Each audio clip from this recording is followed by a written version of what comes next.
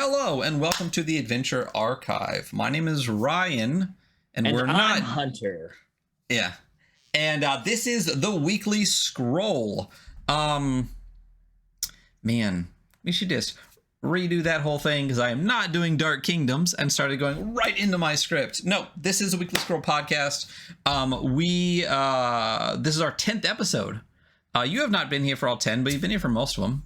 I've been here in spirit.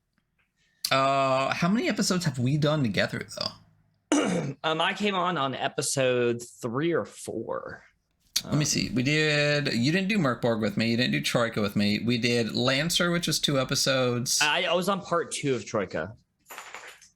Not for the interview. For the interview. Yeah. You were the guest. So, but that still means you were on since episode 3. So Lancer was 4 and 5, Necronautilus was 6, Warplan was 7, Into the Outer was 8, and Castellan was 9. So you and me have done 1, 2, 3, 4, 5 games together. And we're going to go over the 2 that we didn't do together as well. Because today, friends, on the Weekly Scroll, we are doing a re-review special. Basically, a re-review, yeah. So we figured out after 5 games together that a score of 1 to 5 on our various rating systems, right? Let's kick over to that window real quick. We can show you the 3-window review. New review. Oh yeah. Oh. And for those that are noticing, yes, new transition. Yeah. Ooh, the whole thing is new and fancy. So we would usually have our game name, with the logo, everything above the top of those scores there. These currently, the scores that are in there, I think, were the Castellan scores. We realized that 1 to 5 on those 5 topics there, those 5 criteria, is not enough, because our best game we've reviewed is like a 23, I think, and our worst game reviewed is a 17. And that's just not a big enough stretch to talk about the differences between the 17 and a 24. And also, some other games had a 17 that in a lot of ways were a lot better than another game that we gave a 17. So there's just not a lot of delineation, because if your art's really amazing, it can bump your score up. Even if we're like, well, the game kind of sucks to play. So yeah, exactly. So what we decided to do is bump it from 5 on each category for a total of 25 to 10 on each category for a total of 50. To just give us a wider range, because the difference between a 2 and a 4 in a 1 to 5 is very small, but the difference between like a 4 and an 8 on a bigger system is much bigger. So that's how math works, kids. So we are going to actually, we're not going to kickstart the podcast or anything today. We are going to jump straight into... Well, and let's say this a little bit. It is wherever you are right now, if you're listening to this in the future in podcast land, or watching us on Twitch or watching us on YouTube. It's December 11th. Kickstarter's a little dead for the holiday season right now. So it's not that we're skipping it. I don't all have anything for it. I don't think, Ryan, you do either, huh? I think I have the things we haven't talked about. I think I have 1 or 2, maybe, but they don't end before next week. So we can just talk about them next week.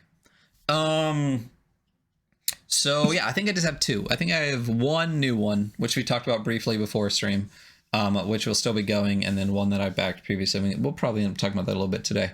So that's the plan for today, is we're going to go through every game that I have reviewed, even the ones that Hunter wasn't here for, but, Hunter's played Murkborg, read through Troika, and everything like that.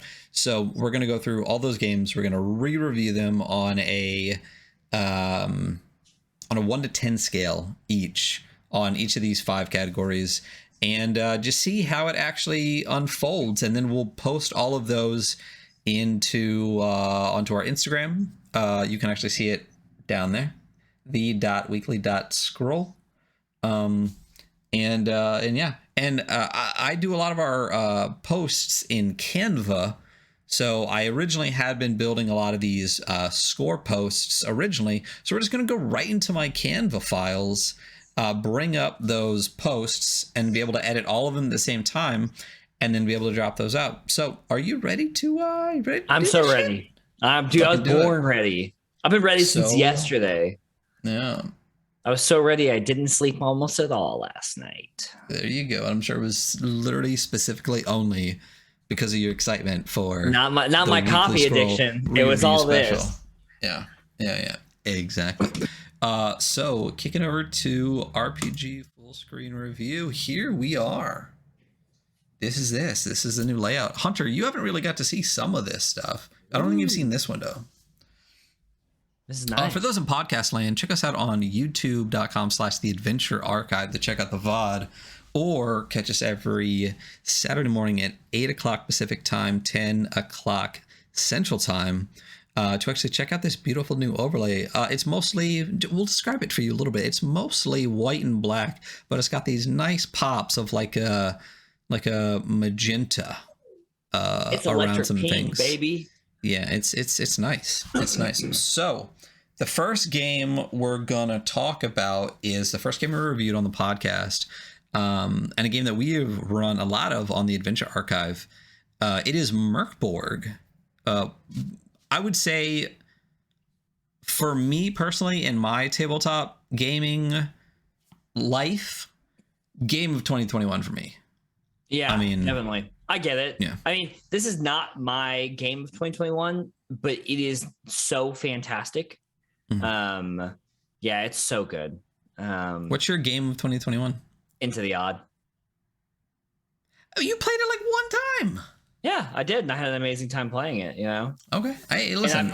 Honestly, our now off session in Discord, the week rest that they had in between, has been so much fun. Because they have a fucking week. And I'm like, okay, you have all this money because they got a bunch of money. Sorry, a tangent. We'll get there.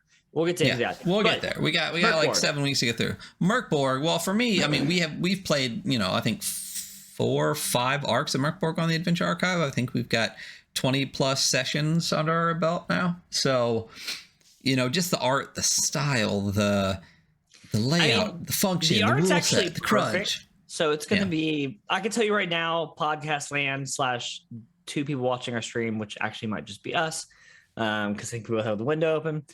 Murkborg's getting a 10 on the art. It is our staple for what a good art punk ttrpg looks like. Yeah, absolutely. I think we got a bunch of games with 5s when we do the 1 to 5, but on a 1 to 10, I think 10s need to be 10s need to be what sets the absolute highest level of they're omega level mutants, right? Like there can be other 10s, but this is what the highest power level looks like. I think, and maybe we'll have to discuss it later, because I feel like we're gonna have a debate about this later. I think in everything we've done so far, I can only think of 2 scores across all of our games that deserve 10s in my book. I can think of 3. I think of the one that you think of, and we'll talk about why it's a 9. So and we'll talk about why you're wrong when we get there. Yeah. Let me I'll leave my cursor on.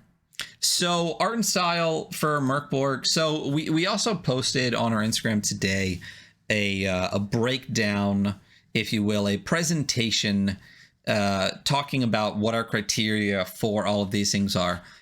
For art and style, why don't we just go ahead and read through that real quick right here at the beginning, and give people a kind of a better understanding of how we rate things. So the 5 criteria we rate games are, once we read through and review the game, are art and style, layout and function, rule set and crunch, originality, and price.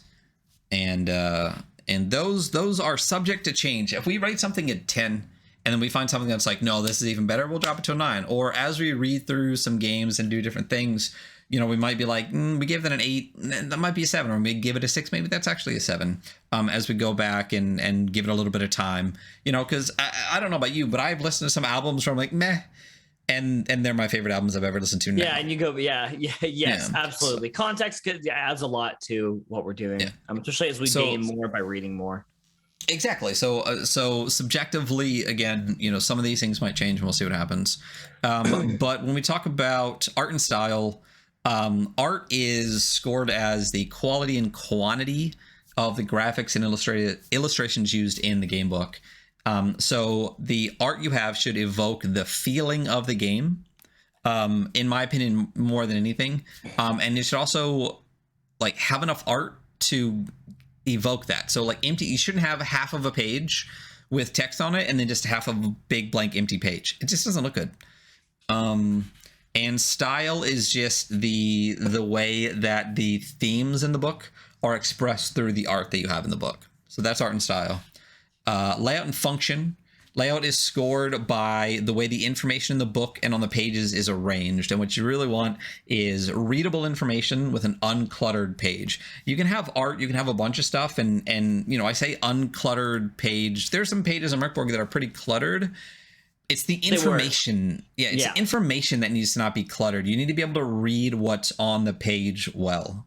And it's also a little bit for layout. We also will deduct points for the order in which the information is presented. If we go through and we're like, why the hell is this so late in the book, which we've done, we will count off for that as well. Yep. The other part of that is function, and function is scored by the ease in which the book is navigated and information is found. So it's pretty much part just of what you just said, that's just if it's hyperlinked. Yeah. No, well, I mean, part of what you said is what you just said is function as much as layout. That's very true. Is the book easy to navigate, and is the information where you think it should be and easy to find? And one other thing that we've given points for, and in the future as technology continues to march forward, it will factor in is, does this project have an app on the outside that helps you with the functionality? Because Lancer has an app. If you try playing Lancer, it's really complicated. But if you play it through CompCon, you're like, oh, this is very manageable, So we gave it a little bit extra for that. Yeah. I said that books should have page numbers, indexes, quick reference, and as you said, and as you know I'm a big fan of, it's them hyperlink PDFs. I mean, come on. It's 2021. If you're going to put out a PDF, hyperlink that shit. Hyperlink that shit. Next is rule set and crunch. Rule set is scored by the quality of an original rule set or the way an existing rule set is used or adapted. And if you have an original rule set, it should bring something unique to the gameplay. Like, how is this rule set different than another similar rule set? And crunch is a measure of how well the rule set is utilized and if the quantity of the rules is appropriate for the game. So if you have a rules light game, it shouldn't be like a 300-page book. I mean, a rules light game should be rules light. Otherwise, you're not. Like D&D, it's not rules light by any stretch of the imagination. It's rules medium to rules, it's rules, medium large. Medium large,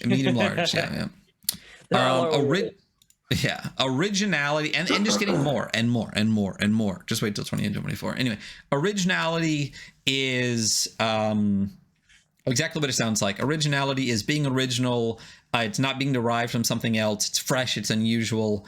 And originality in tabletop role-playing games is generally scored in the mechanics, where you've done something new or different, or in the setting or lore, where you do something new and different, or a little bit of both. And we might ask ourselves questions like, can you think of another game that has this thing? Or have you seen something done in this way before? And if the question is no, then boom, there you go. Or how original it is. Like, sure, Lancer has, there's a lot of space games out there, but does it do it in this way? Do you get this deep into the mech combat? You know what I mean? That kind of thing. Right.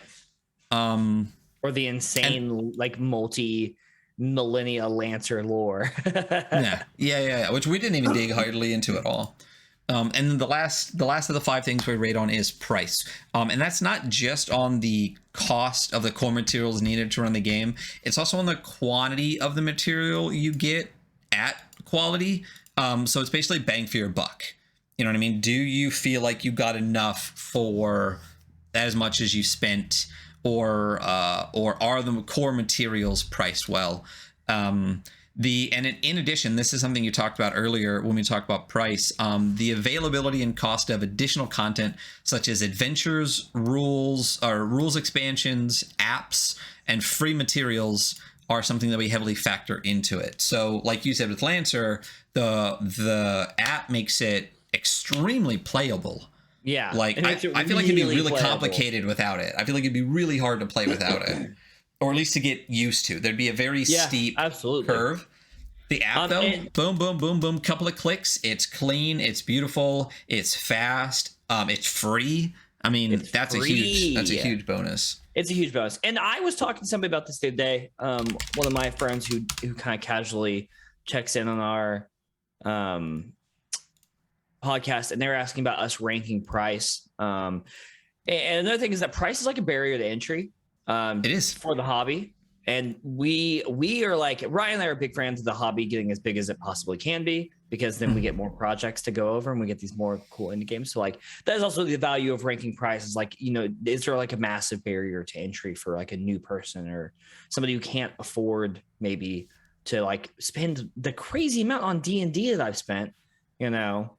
But yeah, good times, great times. Yeah, so as you said, it's a barrier to entry. Another part of it is, I mean, I'm a millennial. We broke as fuck because boomers ruined America. And money is a big fucking deal. If I can't play your game because I need to afford my rent, that's a big part of it. And not only that, you know, we've also, you know, over the last couple of years, you know, it's become more mainstream in a good way for people to have a sense of like pay your artists, you know what I mean? Pay your creators. Like, how dare you spend 50 hours on a piece of art for me and charge more than the $5 that, you know, Walmart can print it on a poster for? You know what I mean? Like, no, pay your artists, pay your content creators. But in that same vein, you know, you have to look at something like D&D versus like a small book or small game like that. And overall the cost of like you said, a barrier to entry. It could be a barrier to entry. It could be that bigger companies are pushing out smaller companies with pricing. It could be a lot of different things. So price is definitely a big part of it, because if I can't afford your game, I can't play your game. Yeah. You know? So, you know, and part of it is games where like we both backed Red Giant, and on the Kickstarter there's a free Kickstart guide with like a free adventure. That's huge. You could play the game. You could play the game with something like that. Shot that game because I'm so stoked for it. I'm really so fucking pumped. You saw that the ending back like a day or two ago, and it's all funded and ready to go, right? Yeah, I did. Very excited. So as soon as we get that, we'll talk about that. I have some other Kickstarter. Yeah. So we have some other games coming up that we backed as Kickstarters. I think one of the ones that we talked about prior to taking last week off and then doing this episode instead was Ark. So I think that's going to be our next one. And that was one that was a Kickstarter too. Yeah. So we'll get into Ark. So Murkborg. All right. We just went over the 5 things. Right. So for art and style, I think we both agree we're not really going to give out many 10s. Listen, stop yelling at me. The 10s are for we set the standard for what the highest it looks like with the 10, right? And look at you with your little box. It's the 10. There we go. You fixed it. Yeah. Maybe I'll find like a little gold graphic with like lines coming off it and shit for when it's like a special 10 score or something. We'll see. Yeah. So and just to talk about it, why it's a 10, it's fucking beautiful. This is what we talk about when we say like the game book as much an art book as it is anything else. When you flip through it, I mean, it's just stunningly gorgeous. And not only is it a bunch of great art, the game is incorporated into the art. And like that's the biggest thing is that the heart with the HP on it, the person with all the weapons stabbed into them that has all the different weapon rolls, like everything. There's art on every page, and it's interwoven into the rule set in a very like understandable and readable way, and it's just fantastic. Like, I'm not a big like gothic guy. You are fucking goth. But like, fucking it's an crunchy unbelievable hippie book. I mean, you like dark shit too. Maybe not as much as me, but you can appreciate it. I do. I like a different style of dark shit though. But that doesn't matter because this is like an amazing piece, you know? Yeah, absolutely, absolutely. I mean, beginning to end, Johan Noor, just it's hard to even describe what. Every time I pick up the book, it's like picking it up for the first time, and you're just like, "Fuck, this is so good!" Every single time, you know. Okay, so layout and function. When we originally scored this, my knock on layout, and I think my knock originally was the first time you go through it, why it is a 10 almost take points away from layout and function, because I would say the first 2 or 3 times I flipped through the book, I didn't realize that it's actually broken up into sections because it's so art intensive. Yeah, because it's so art intensive. And it's also hard to find those sections. Does it have an index? I should actually have Murkborg pulled up on my computer, and I don't right now. Yeah. Listen, I apologize. We're just gonna cut all this in post. Yeah. We say that every time, and then I absolutely don't do that. I know we say that every time, and I go through. I'm like, he didn't cut any of this shit out. No. Hey, listen, do you want to start editing the podcast? No, I mean, I definitely can, but it's actually way funnier that we say that all the time, and then wait, there goes a cat, and then we just don't fucking do it. Nope. It's way funnier. We just keep doing it. Cat, what's your exit strategy here, guy? So that was my original knock for the layout and function, but it regains points because one of the other things that's really nice to have with a system like this, if you flip to the very last 2 pages. It is all the rules you need to play the game, not the lore, not the fluff, not the rest of it, just the required rules to play. Last 2 pages of the book, all laid out, and it's free on the website as a single page printout. So, you know, that's a huge part of crazy. Yeah, a huge part of the layout and function. So, and so my other thing too is we're rating this on 5 is average, not like high school.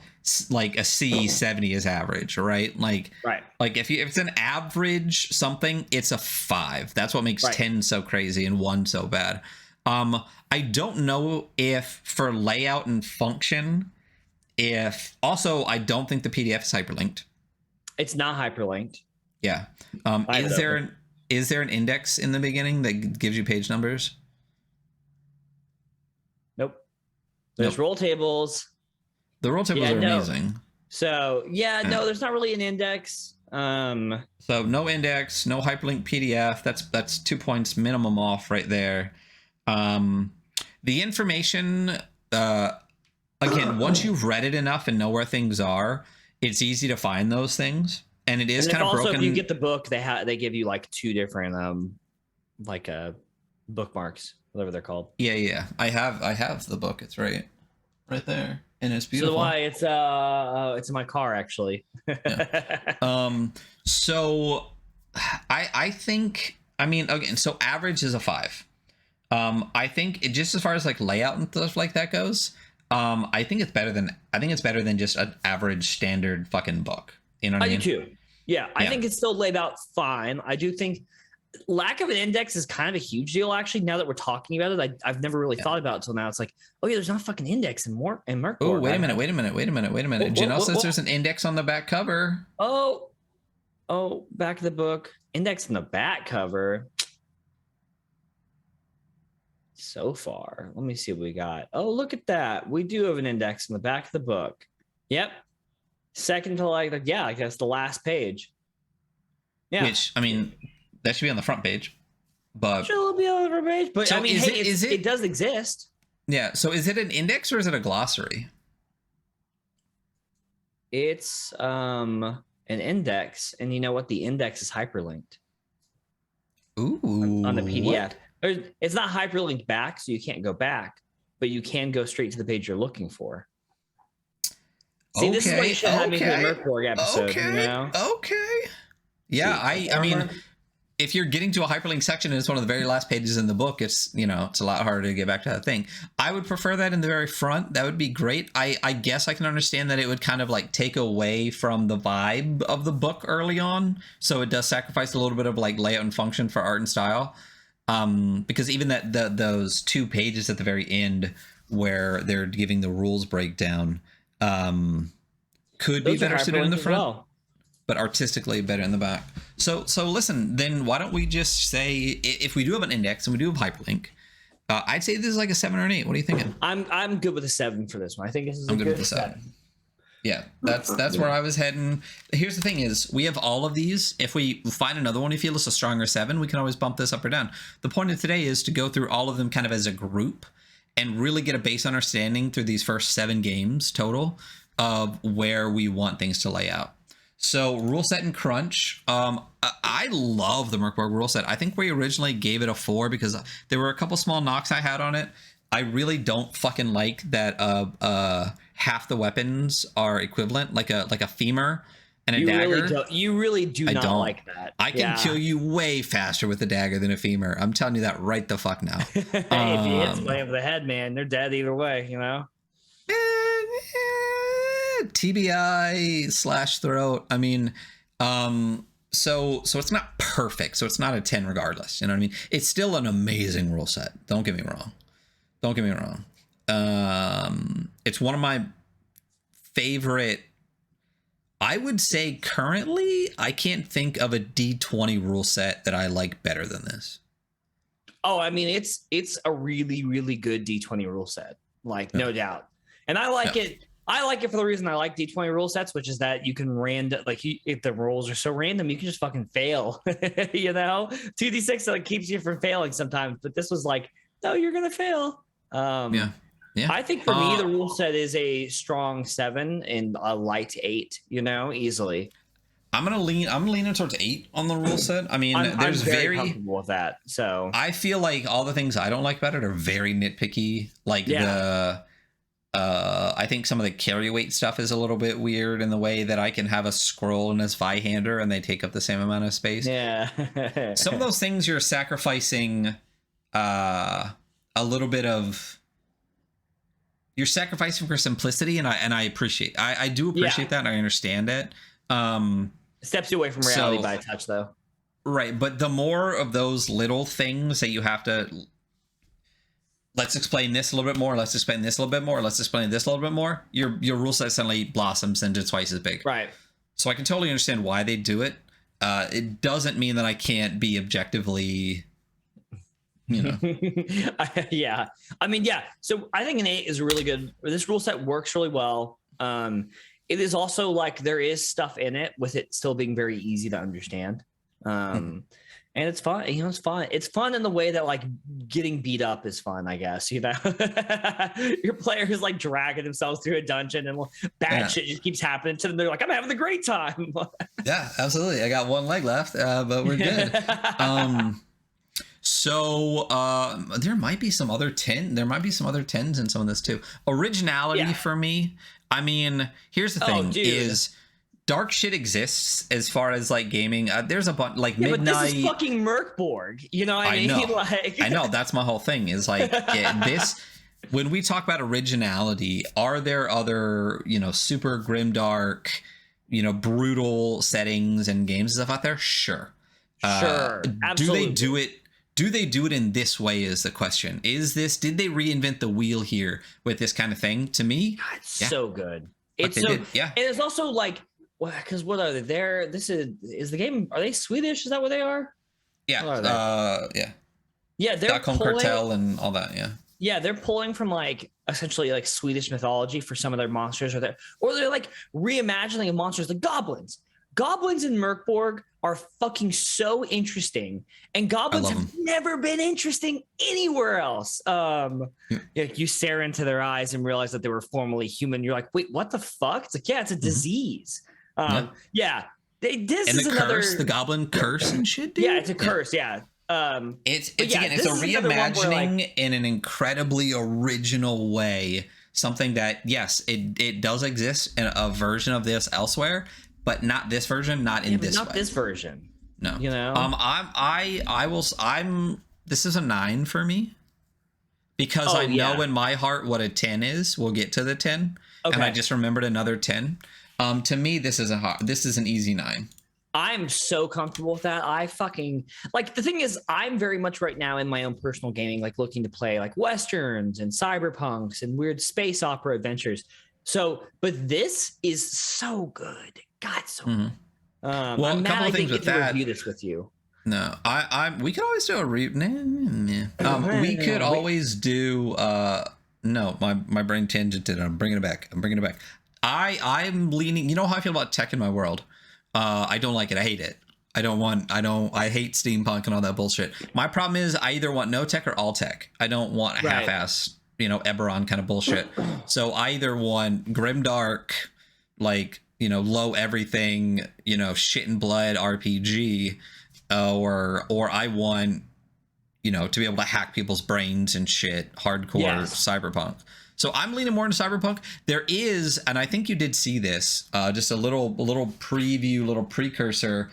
Did you see Vast Grim? Vast Grim? No, I did not Vast see that. Grim is a kind of space horror. What's Murkborg. It's game found. If you just Google Vast Grim, you can. It literally is, but it is Murkborg. Like they took the Murkborg rule system used to the third party license that you can use and created Vast Grim, which is space horror Murkborg. I backed it. It looks really good. I actually got their free adventure from Free RPG Day. I can do that either direction. But a fun mix of the two for like space and Murkborg. Vast Grim looks dope. I will look into it. I mean, good thing we got Cyberpunk coming out, but yeah. Yeah. So price. I mean, I'm going to say honestly for Murkborg, this is hard not to give it a 10. It's really hard, especially with the cult of Murkborg cult or whatever it is. Like, there's so much stuff on the fucking site that you're just like, just download it, dude. It doesn't matter. We're like, you don't have to pay all of us. it. And all the Kickstarters that they do are all of this like fan created content that they have.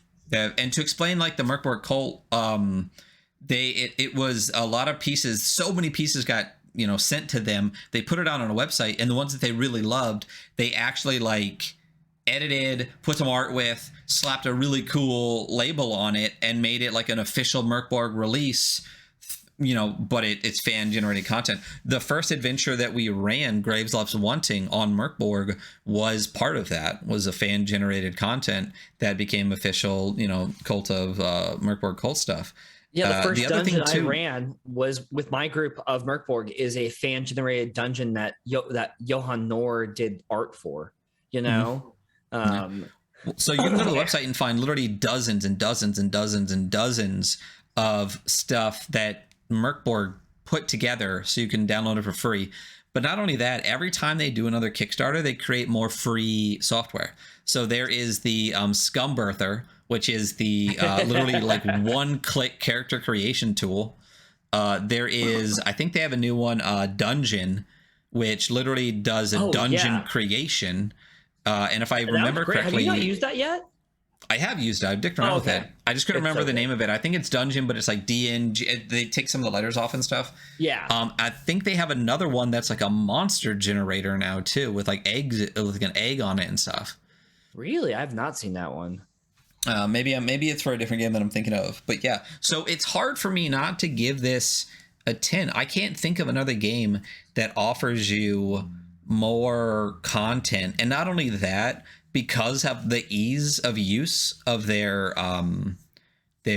content license that you can create third-party content with. There's a fuckload of third-party content for this that you can get too. I've backed so many things on Kickstarter from Murkborg that are so good, and people like Chris Bissett and Adam Vass have done Murkborg content. You know what I mean? Like, so good. People whose content we fucking love. Yeah, we could literally just do a whole stream of just third-party Murkborg content that Philip Reed, Adam Vass, Chris Bissett, Chris Eichhorn, like that. All these guys have done like really, really, really cool stuff for. I'm arguing in my own head on like why I wouldn't give this a 10 instead of a 9. I can't think of another game that offers as much content as this. This should be a 10. It's a 10. So it's definitely a 10. Murkborg gets Murkborg gets 2 10. We said we're gonna rarely pass out of 10. Murkborg gets 2 of them right off the bat. Murkborg's really, really good though. It's like it really is very good. It's really good. And like Stockholm Cartel and all the stuff that they've done is great. And the fact that they're kind of working with Free League as distributors, and Free League is amazing and have done a lot of great stuff for Murkborg too. Free League is amazing. So they have a web store, and I've commented like 8 times on their shit. Can you just put the Free League logo on a fucking t-shirt and I will wear it? You know what I mean? Like, just give me a Free League shirt. Like, I'll rock the fuck out of just a Free League logo. So math this up for me. What do we got here? I'm just gonna straight pull up a fucking calculator because I'm just dumb on stream when I try to do math. So we got 10 plus 7 plus 8 plus 9 plus 10. 44 out of 50. 44 out of 50, baby. That's big numbers, y'all. Those are big numbers. I mean, it's got to be probably my favorite game. You know, at this point we've played so much of it. Game. Yeah. So. At this point we've played so much of it. I'm starting to move into other games too. Yeah. But if someone was like, "Hey, I want to do like a 3-game arc or some shit like that," I'd be like, "Fuck yes!" And every time Murkborg drops a Kickstarter, I'm jumping on that shit like fucking crazy. And Putrescent Regnant, the vinyl, and all of the adventure stuff that comes into that, so fucking good. So yeah, it's really great. Cool. Yeah, I love it. It's great. We'll again, some of these numbers might change as we go through the rest of the scores because we might, make some adjustments based on, we gave Murkborg an 8. Maybe we'll drop that to a 7 to make this an 8 because this seems like it makes more sense. But for right now, it's a 44, which is about what it made sense to me. I think what was it before? 23 or something like that. Yeah. Yes. Yeah. So what is 23 times 2? 46. So roughly, I think we dropped layout and function a little bit in this comparatively. Right. Because at the end of the day, layout and function is hard to get a 10 in just because of what you need to do for it. Yeah. And I feel like if you have a 10 in art and style, it's hard to get a high score in layout and function because they can work against each other. Because I do think that the reason that the rule stuff is in the back and the index and stuff is in the back and stuff like that is to kind of put it to the back of, so it's art forward. You know what I mean? Yes, versus kind absolutely. of taking you out of that first, like open up the page and be like, oh shit. You kind of hit like go to page like 23 for yeah. So I think it does kind of take that away from itself. But at the end of the day, a 44 out of 50 is an insane number, and Murkborg is fucking amazing. So, yeah, it makes sense. Murkborg. So let's move into Troika now. Troika. Also, shout out to me for how good these look, by the way. Honestly, big shout out to Ryan, y'all. Can I get fuck yeah Ryan in the chat? Yeah. So Troika. The other thing that I think we should talk about. I wish we had we should have a hidden score. We should have a hidden score. Secret score that's not listed on any of this. It's how bad do I want to fucking play this game score. Yeah. It's really a hidden secret Troika. Score.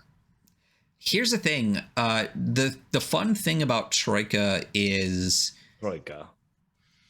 it's not, there is no Troika setting, and I really like that. Yeah. You can play anything you want, Troika. If I want to play my fucking Grimdark Sad Boy shit in Troika, I absolutely fucking can. It is very all over the place. Troika. It does feed into the way the system works, so it does feed into a little bit of wacky weird, which is fine if you want to play wacky weird. But we did talk about Turn Willow and things like that, which are literally like full mech Troika, little settings and friend Jellion. Oh my god. Dude, that is such a niche fucking joke. Yeah, for those of you who don't know, if you go on to Spearwitch right now, there is a Frasier Evangelion mashup for Troika. And if you appreciate that joke, you're a person of high quality, you are. That's so fucking funny. I think my mom got it for me for Christmas because we're doing cheap gifts this year. It's like $6. So also shout out the fucking robot, Shinji. Get in the robot, Shinji. I think a 4 was because for me the art and style is anything close to we should bring these up, and I can always like pop the I can always pop it up here on the side when we're flipping through the books. Absolutely. And things like I know that that everyone listening to the podcast is going to find a lot of satisfaction in us popping the game up. So yeah. Hey, listen, we got a YouTube too where you can watch the VODs and all sorts of stuff. We do have a YouTube. That's where I watch it on. So because I like to make sure that I don't sound totally annoying. And guess what? I do. You do. Yeah, so do I. I hate my voice. Every time I hear it, it makes me want to stab myself in the throat so I never speak again. My voice doesn't bother me. It bothers me how excited I get. You know? You do get excited. What's wrong with being excited? I don't know, man. I just really like tabletop games. Yeah, there's nothing wrong with being excited. There's nothing wrong with being excited. Okay, so when we look at Troika, right? It right off the bat, you know, you get hit with the wacky weird. One of the things I hated is this whole thing here. I fucking hate this. Not a fan of this. I'm sorry. For the podcast land. Right at the beginning, it gives you the matrices for the damage. I think I said it. Very weird system. Admittedly, very weird. It works, and the only reason it works is because on the character sheet, it tells you. When you make the character sheet, it works for you. So all you have to do is look at it. I still don't fucking like it. I don't like it. I'm gonna be honest. You know, I think I actually kind of like it. Like, I don't think it's the best thing ever, but I think, like, for this, it's fun and whimsical, and it's like, yeah. Well, this is what I was talking about before when we said that, like, you can play whatever you want in Troika, but the rule set, and this is a good thing for the rule set, and this is something I've talked to Sursa about a lot. He definitely preaches this, that your rules should reinforce the game you want to play. Right. And that's the downfall of 5th edition, is it doesn't. You know, they try to say, use 5th edition to play everything. And it's like, I could, or I could find a different game that does that better. Yeah. And what you should have is a game that, again, the rules reinforce the game you want to play. So doing a lot of, like, super dark stuff in Troika, again, you could, but the way to describe a bunch of the way the rules are written is kind of whimsy. Yeah. So it feeds back into itself, which is interesting. So we're looking at art and style. The art's fantastic. You know, we're pulling up pages. Not much of it. It's not even that there's not much. If you flip through the book, there's not a blank space. There's very little. Even in pages like page 1, like with intro, there's a piece of art at the top. You know, every single page that has a background has a piece of art for the background, right? But there's so many pages where it's like just text. Half the page, yeah. Which again, but again, this is where we talk about art and style versus layout and function. Functionally, is this page extraordinarily easy to read? Is the information that's given laid out really, really well? Is the page uncluttered and you get exactly what you need from page 9, the Demon Stalker? Yes. There's nothing in the way of that. It's clean. There's not a whole lot on there, so I can take in this whole page at a time. And there's a piece of art on it. That is where we talk about a game like Murkborg art and style heavy versus a game like Troika, which is layout and function heavy. It is layout and function. I mean, it does have the perfect layout and function, but yeah. It does. But if we look at the art specifically, the art is fucking awesome. It is really cool. A 10 means it's literally a fucking art book where the rules are written in with the art and everything. This is clearly not that. Not that. Is it more than average? In my opinion, yes. I think the art itself, the style of the art itself, is better than average because of one of the things we talked about for art and style is that the style uses the art to reinforce the themes of the book. And is every page like that? Yes. Every single page has a super consistent style, and it gives you that, again, that whimsy right off the bat of what Troika is. If I was out in the wild and I saw this piece of art in my head, I would immediately know. I would say that reminds me of Troika. Yeah. Because I've seen the book now. Yes. You know? So to me, it's above average as far as the art goes. And again, anytime there's a big spot, even this piece of art here, this is what I'm saying. This is not like an amazing, great, whatever, you know, and it doesn't take up the entire space. We're looking at page 45. There's this guy at the bottom here, but it's a half a page of text, and they needed to put a piece of art here. They did. Versus other games we've looked at that doesn't. So in my opinion, all of the things needed to have at least a 5 is here. There's not a single page. It's definitely a little bit above average. So yeah. So for me, I would say right off the bat, I would say right off the bat, minimum 6 because it's filled in. I would say the art itself, the style of the art, the quality of the art bumps it up to at least a 7 for me. There's just so many pages like in a row as we go through the rules, especially rules or spells or like where it's just text for 3 or 4 pages, you know. But I'm fine with that. I don't need a piece of art on every page. But I'm you shouldn't baby. roll... I need a coloring, bro. I need a picture book. I know. Dog. I know. It's okay. I'm saying you shouldn't go more than like 10 pages without a decent piece of art. And That's fair.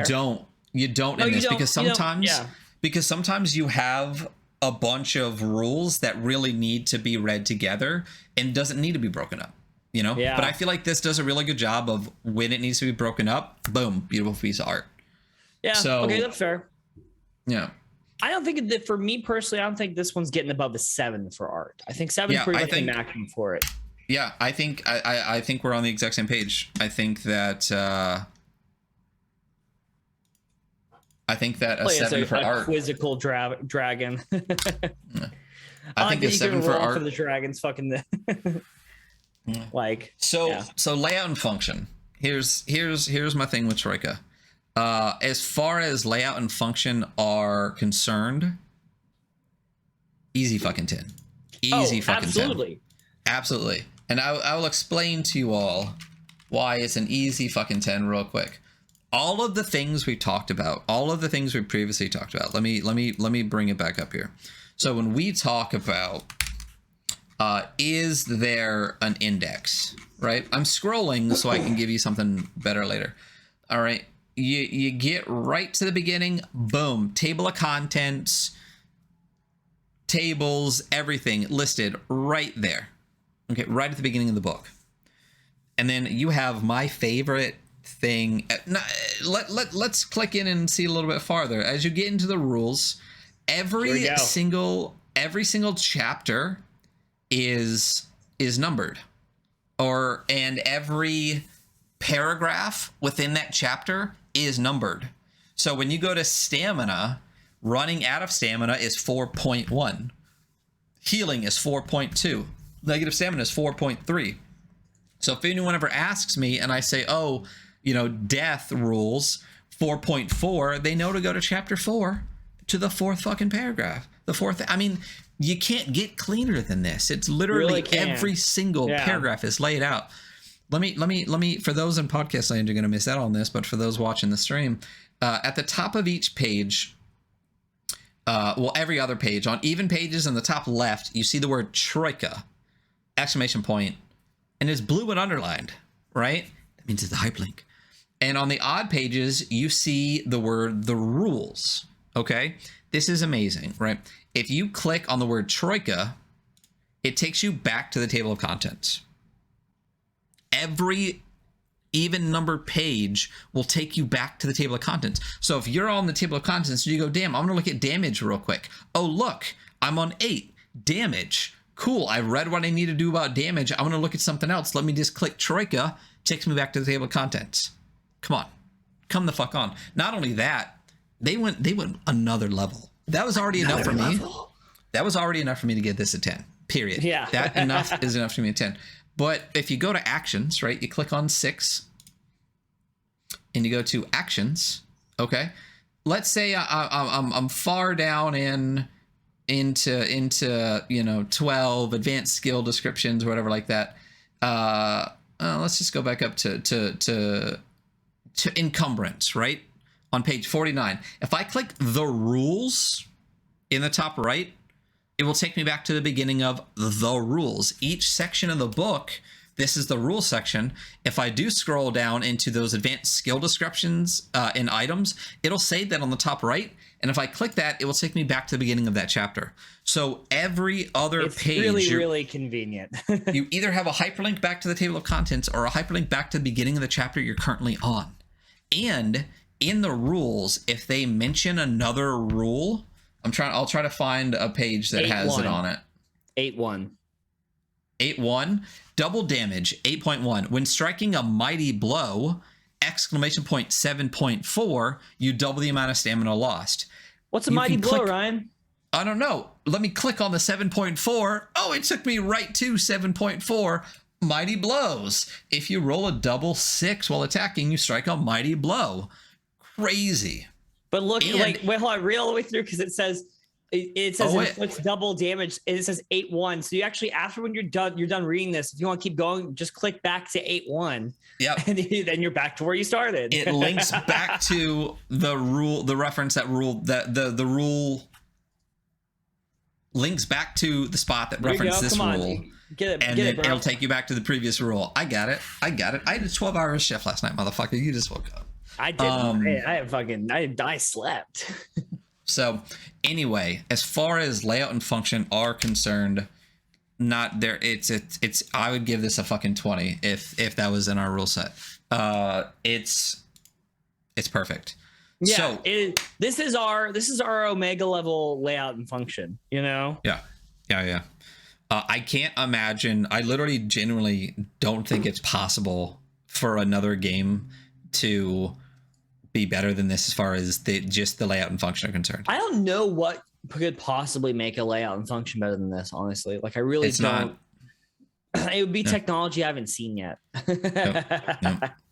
No. So rule set and crunch. I think you like it better than me do. I think it's really original. I think the rule set has some really cool things, but that's in originality. That's not in rule set and crunch. Right. So when I don't like initiative. the stack is. I have an issue with the stack too. I think we need to play it more. We might need to play because I still haven't played it. So I don't know if maybe I'm just reading it. I'm like, that sounds confusing, but in practice, hi dog, it wouldn't be confusing. But yeah. So for rule set, we score it on the quality of an original rule set or the way one is adapted. And original rule set should bring something unique to the gameplay. Does it? Absolutely. Absolutely does. And crunch is a measure of how well the rule set is utilized and if the quantity of the rules is appropriate. And I think it is. So this is an above average rule set, in my opinion. That's why we originally gave it a 4. Yeah, it's definitely, in my mind, this is another 7. You know what I mean? Like, it's good. It's above average. I'm not in love with the way damage works. I'm not in love with the way initiative works. And this might be a thing that we can even revisit after we play it. And this might give us an excuse to play Troika because I still haven't really played it. Same. I mean, we've read through it and we've run some like small scenarios with it. We did a character and stuff like that, and did some roles. I'm gonna play Down in Youngardi when I get it. So yeah, there you go. And that's a solo game book that you can use the system in. So at least you'll have that. So this is a 6 to 7 for me too. I think that even if I don't necessarily, this is an example of one of those rule sets where I might not love it, but objectively, does it work and is it fun and interesting? Objectively, yes, absolutely. Yeah. So again, I think the whimsy of it all just doesn't strike the chord for me. You're not very whimsical, you know. I'm not. Like, I'm not. I'm much more whimsical than you are. So for me, I'm like, oh yeah, dude, fuck yeah. But this is awesome. 100. Yeah. I feel like we're an extremely similar person. But I definitely feel like you're shaded. Goofy. You're shaded more to light gray, and I'm shaded more to dark gray. You know what I mean? Like you're more goofy, and I'm more serious, and I think we complement each other really well because of that. So, originality. No, what's up? I was gonna say I have an idea for running Troika where it's a essentially evil Peter Pan. But isn't Peter Pan already evil? He literally kidnaps kids. Honestly, he kidnaps fucking children. Yes, Peter Pan is fucking evil. Fuck you, Disney. Peter Pan's dark as fuck. Sorry. Originality. Hook is a great fucking movie, though. Hook is an amazing movie. Yeah. Well, I'm gonna watch Hook after this stream. Why would you say that name of that movie? I'm gonna go to bed. I'm gonna go to bed is what I'm gonna do. Yeah, I'm gonna be watching Hook doing homework. So originality. So originality is counted in both setting, lore, mechanics, everything. So we already said mechanics wise, super original. I've never seen anything like the stack as far as initiative goes. Whether I like it or not, it works, and I've never seen anything like it. That's very true. Yeah. I think all over like this, there's a lot of themes in this book and the information they give you that I'm like, I see like the stuff that you drew this from culturally, but like I mean, just going through character like classes in this book, which I think is one of the funnest sections, is like you're just like, what the fuck are these fucking characters? These are so bizarre, fun, cool, weird. I'm willing to give this, this has got like a strong 8 for me, for originality. Yeah. Well, so I think one of my knocks on, and I don't even know if this is part of originality, I think one of the things I like is also one of the things I don't like in a way, but I think I like it more than I don't like it. In that it is, Troika's whole thing is that it's not a setting. It's a rule set to play in the setting. And the setting, quote unquote, that they give you isn't a setting. It's kind of like bits and pieces. Because the whole thing about Troika, if you read right from the beginning, let me click the Troika hyperlink to go back to the beginning. If you read... transversing the crystal spheres, Yeah, so the whole thing, that's exactly what it is players travel by Eldritch Portal and non-Euclidean Labyrinth and golden-sailed barge between the uncountable crystal spheres strung delicately across the humpback sky. So basically, it's a Spelljammer kind of vibe. You literally can bounce from world to world to world to world, and the base book here is bits and pieces from all those worlds. So it's not supposed to be like one base setting. It's literally supposed to basically be like a fucking like yard sale of like a bunch of stuff that have been found across all of these different crystal spheres. Right. And so, and that's what's cool is that anyone that wants to do anything can make a Troika setting. It's a game of micro settings. Right. So you can do whatever you want. I think that's cool if you're really pushing to allow third-party content, which I don't know if Melsonian allows a third-party license. Do they? Maybe. No, I think they actually do. Don't let me. Anyone may publish free or commercial material based upon and/or declaring compatibility with Troika without permission. So yeah, so they're all about creating third-party stuff. I would like some better core content because of the 4 books I think that they put out with this. I would play one of them. Acid Death Fantasy, Of course, it's Acid Death Fantasy. But does that go into originality? No. I'm between a 7 and an 8 on this, and I don't know why. I guess I'm just trying to pick a one of the scores that I can just give my like 4, but that'll be in the secret score. I'm okay with an 8. I'm okay with an 8. I think because of the mechanics. The only problem again is because there is no base setting or lore. Yeah. Okay. But what they give you. 7. Let's do 7. Okay. There is no base setting. Right. But that is on purpose. You know what I mean? Yeah. But what they do give you is interesting, and they do give you an adventure that's weird. I'm still gonna go with a 7 on this for me. If you can argue up to an 8, I'll bump it to an 8. I'm pretty comfortable with a 7 on this one. Okay. You make a lot of valid points, sir. Mm-hmm. Yep. Okay, so price wise, we argued this before. So we gave it a 3, which I think 3 in the original 1 through 5 was just average. Right. This is pre my day, so yeah. One of the problems with the game is that it's European, and for us Americans, that's a problem because right now the dollar is trash comparatively, so it's an expensive game. If you want to get the entire, if you want to get the Numinous Edition, no, I don't want your Ichio page. I want your real page. If you want to get, let's go to the shop. They often have a bundle. Ooh, what is this? What's what? Oh, there's a thing called the reference pocket dimension. There's nothing. It goes to nowhere. So you can. Oh, I guess you can't. Maybe the bundle's gone. No, I found the Troika starting bundle on Melsonia. Well, how much is the Troika starting bundle? It is £59. And is it 3 books with Troika, or is it 4 adventures? Okay, so for essentially $80, it's the Numinous, Acid Death Fantasy, Fawns of Benevolence, which I haven't read. In the Paleozoic Pals. Oh, Fronds of Benevolence. And then very pretty, Paleozoic Pals. So 3 settings, which are relatively thinnish, and the book for $80. I mean, to me, that's just average, you know. Yeah. Plus, we have to pay shipping in the UK, but I can't hold shipping really against people too hard. Right. Just because we're fucking terrible Americans doesn't mean we get. Yeah. Yeah.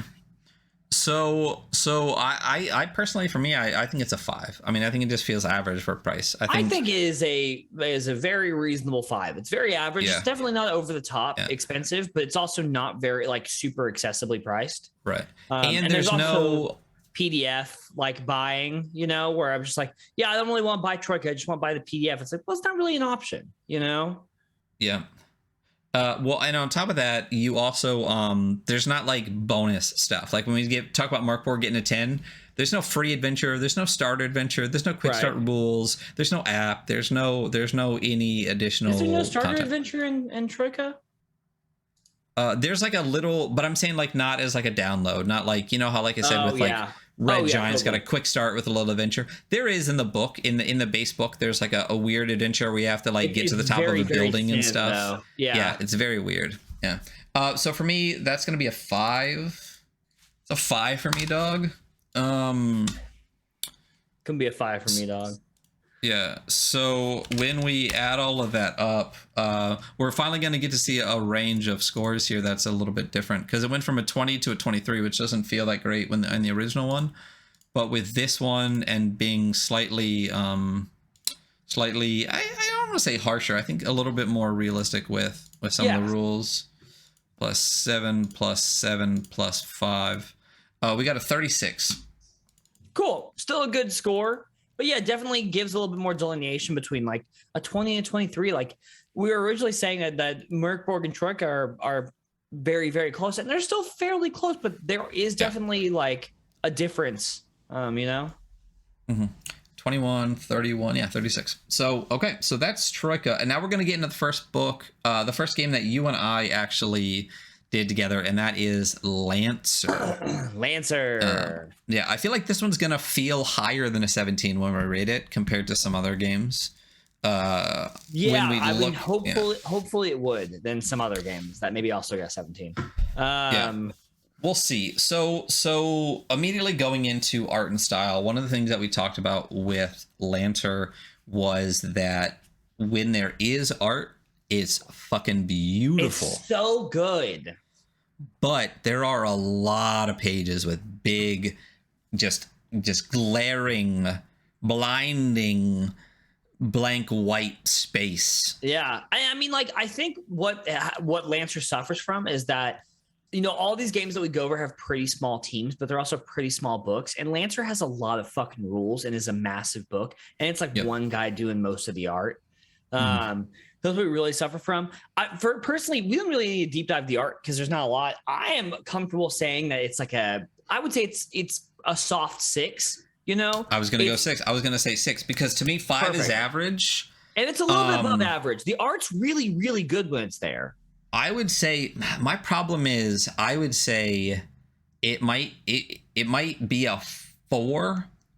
For the quantity because of how much open spaces are on stuff like that, but I'll say 5 just because average, right? Because to me, you know, I know we compare it to 5th edition a lot, but D&D objectively, artistically is not a 5. It's like a 7 or an 8 a lot of the time. No, absolutely. Yeah. So I have to constantly be in my head. It's like a 5 is not D&D. 5th edition is not a 5. 5th edition is like a 7 or an 8. Right. Realistically. So average is there's art. Probably could be some more. What bumps it to a 6 for me is the art itself. When there is art, is so good. Fucking cool, so good. Man. So and there's a bunch of different like styles of mech art, and I don't know. Yeah, I mean we're agreeing, but fuck, man, it's such cool art. I mean the backdrop of this, you know. Yeah, well, the backdrop of this is dope as shit.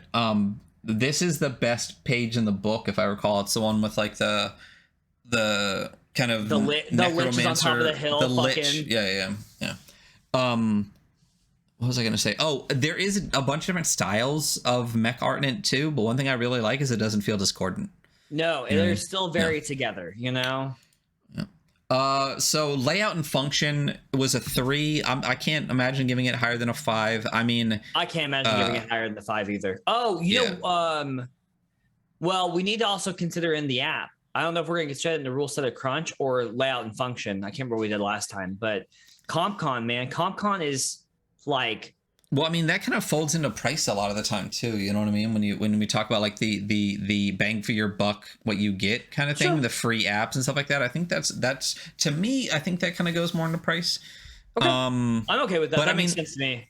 It does kind of feed into function a little bit. But I think when we talked about, or at least when I wrote up what layout and function for me are, specifically the book and how the information is laid out, not like the ease of which you can use use an external thing to use the information. I don't know. To me, it's still a 5.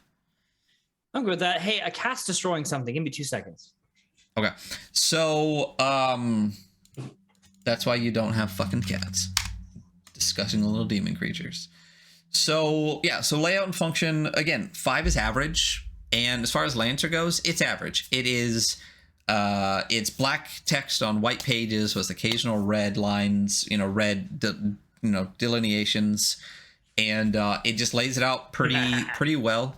There's no there are 2 random things hyperlinked on the PDF that don't hyperlink to other weird parts, so it's not hyperlinked. There is an index. I mean, it's standard, pretty much it's standard. So yeah.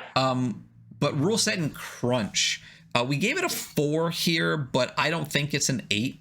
No, it's definitely a 7. The rules are great for the game. Like for everything you want, game. Yeah, everything you want in a mech. If you were like, what would mech combat look like? It really achieves that in a really great way. Yes. So my knock, they fixed, and that is, it would be hard to run this on a character sheet that I had to write up myself. And they created the CompCon app, which makes it so fucking easy. Yeah, absolutely. So, oh yeah, dude. There's so much going on. And it's funny as like, which haven't gone over, but Salvage Union that is coming out on Kickstarter, and like other mech games where they definitely read Lancer. And they're like, okay, cool. We're going to rip a bunch of this. And it's just like, well, and then they try to simplify it. And I'm just like, I don't know if for mech combat, tactical mech combat, you want it simplified. You want a tool. You want a tool like that to make it playable. But yeah. Well, one of the things too that I initially on my first reaction didn't like, but I think when we were talking about it, you convinced me otherwise, is I like now how they in mech and out of mech are 2 completely different games. Completely different games. Totally. Out of mech, it's a very narrative-based game that has some really interesting mechanics for like social interactions and things like that. And then in mech, it becomes very, I don't want to say board gamey, but tactical. Tactical is the right way to do it. So it's 2 completely separate games. And what's cool too is that you could run either. Yeah. If you wanted to have a session where everyone's out of mechs and running stuff, the rules are there for you to do that. Yeah. And if you want to have a whole thing where you're just doing in mech and tactical combat, you absolutely could. And I feel like they do marry them well enough together that it still feels like a cohesive game. Yeah. Absolutely. So for me, I still think 7. I think 7 is a really solid. 7 to me is a solid score. Like, absolutely. To get above a 7, you need to start doing exceptional things. Yeah. 7, 8 to me is like, I'm very comfortable with 7 on this. I think it's very, yeah. Originality. So we originally gave it a 3. I don't know if I would give it a flat 5 because there are some things I really, really enjoy about it. And I personally did not dig deep enough into a lot of the compendium and stuff. Good. God, the lore is so good. But what we talked about was basically like, are there other, like, if Gundam was an RPG games out there? Yes, there are. Are they done in this way though? I don't know. So to me, I'm gonna defer to you a little bit. I'm leaning towards like a 6. I mean, I think we had this dispute before because I think for me, for originality, like as someone who like I read the lore in the book, and it's in the book, so it counts. Dude, it's so fucking good, and there's this like weird, like cosmic, not quite fantasy, but like there's these pseudo gods like that are extra dimensional beings that like pop in very randomly, very lightly. I don't know, man. For me, this is like a 7 for originality, honestly.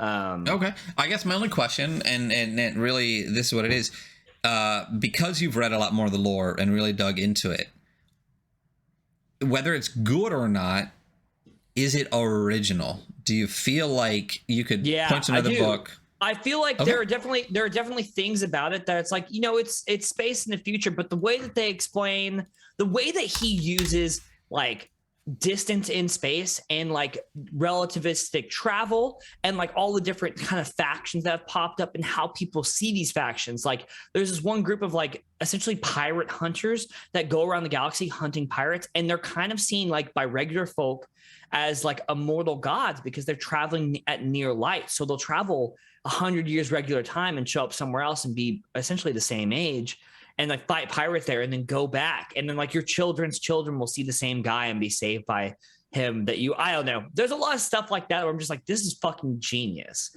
Yes. You got it. 7. Price. I think we talked about price before. We gave it a 4. I don't remember why. If we talk about, again, we need to talk about the cost of the core materials. We need to talk about what you get for the cost of the core materials, the access to adventures, the cost of the adventures. I think one of the big reasons we bumped the price up on this to a 4 was the app is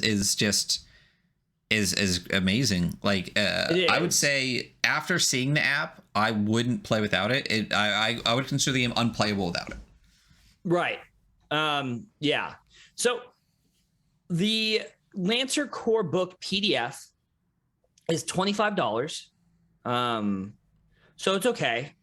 It's okay. I mean, to me, PDFs, how many pages is it? Oh God, so many fucking pages. It's I'll open it. Keep talking. To me, I think average-ish for a PDF, in my opinion, is like $15. But if it's a big book, so big, dude. It's okay. I would say that's okay. I would rather pay 20 for it, but I would, if I wanted to play Lancer, I'd pay 25 for the PDF. And what else we got? It's 60 for the hardcover full book. Again, how many pages is it? Where is it? Just look at your PDF, bro. I don't know where I put it in my Dropbox apparently, so that's okay. I have it right here. I found it. I'm just dumb as hell. I'm a big dumb guy. Let's see. It is 424 pages. Okay, so $60 for a hardback 424 page book. I might get that. That's actually fucking sick. Seriously? Like $60 for 424 pages. Like that's really not bad at all.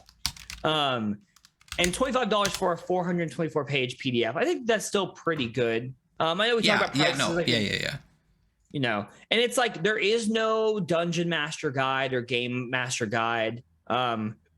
There is like add-on content that you can get, but if you just get the Lancer book, like you can run it. Like you have everything you need, you know? Yeah, absolutely. And when you download the Lancer, oh yeah, that's the other thing is when you download the PDF, and I'm sure this happens when you get the core book as well, you get a ton of art assets. Okay. I mean, that's helpful. That's really helpful. Yeah. So just looking at like a similar book for price wise, I actually have the special edition. I actually have this.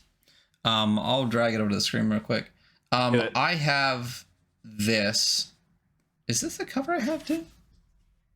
That's a cool Dungeon Crawl fucking Classics. cover.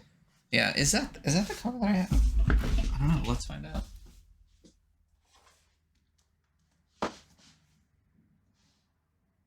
That's what I got. Dungeon Crawl Classics is 600 pages. This is a special edition foil hardcover. $70. Oh, it's a lot. 600 page special 600 edition. pages. 600 pages, gold foil. That's foil on it, and it's foil all on the side and back too. It's completely foiled all the way around. 600 pages. God, that's such a long It's got ribbons. It's got everything in it. I'm saying comparatively versus Lancer, 400 pages, standard edition, $60. The price for the base stuff is a little pricey, but here's the thing.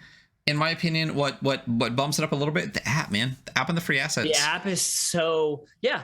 I mean, if you get the PDF, I mean, frankly, you might be able to figure out how to play the game just through the app because you don't even need to buy anything for the app. But if you get the PDF, or actually, you know what? There's a free startup PDF as well.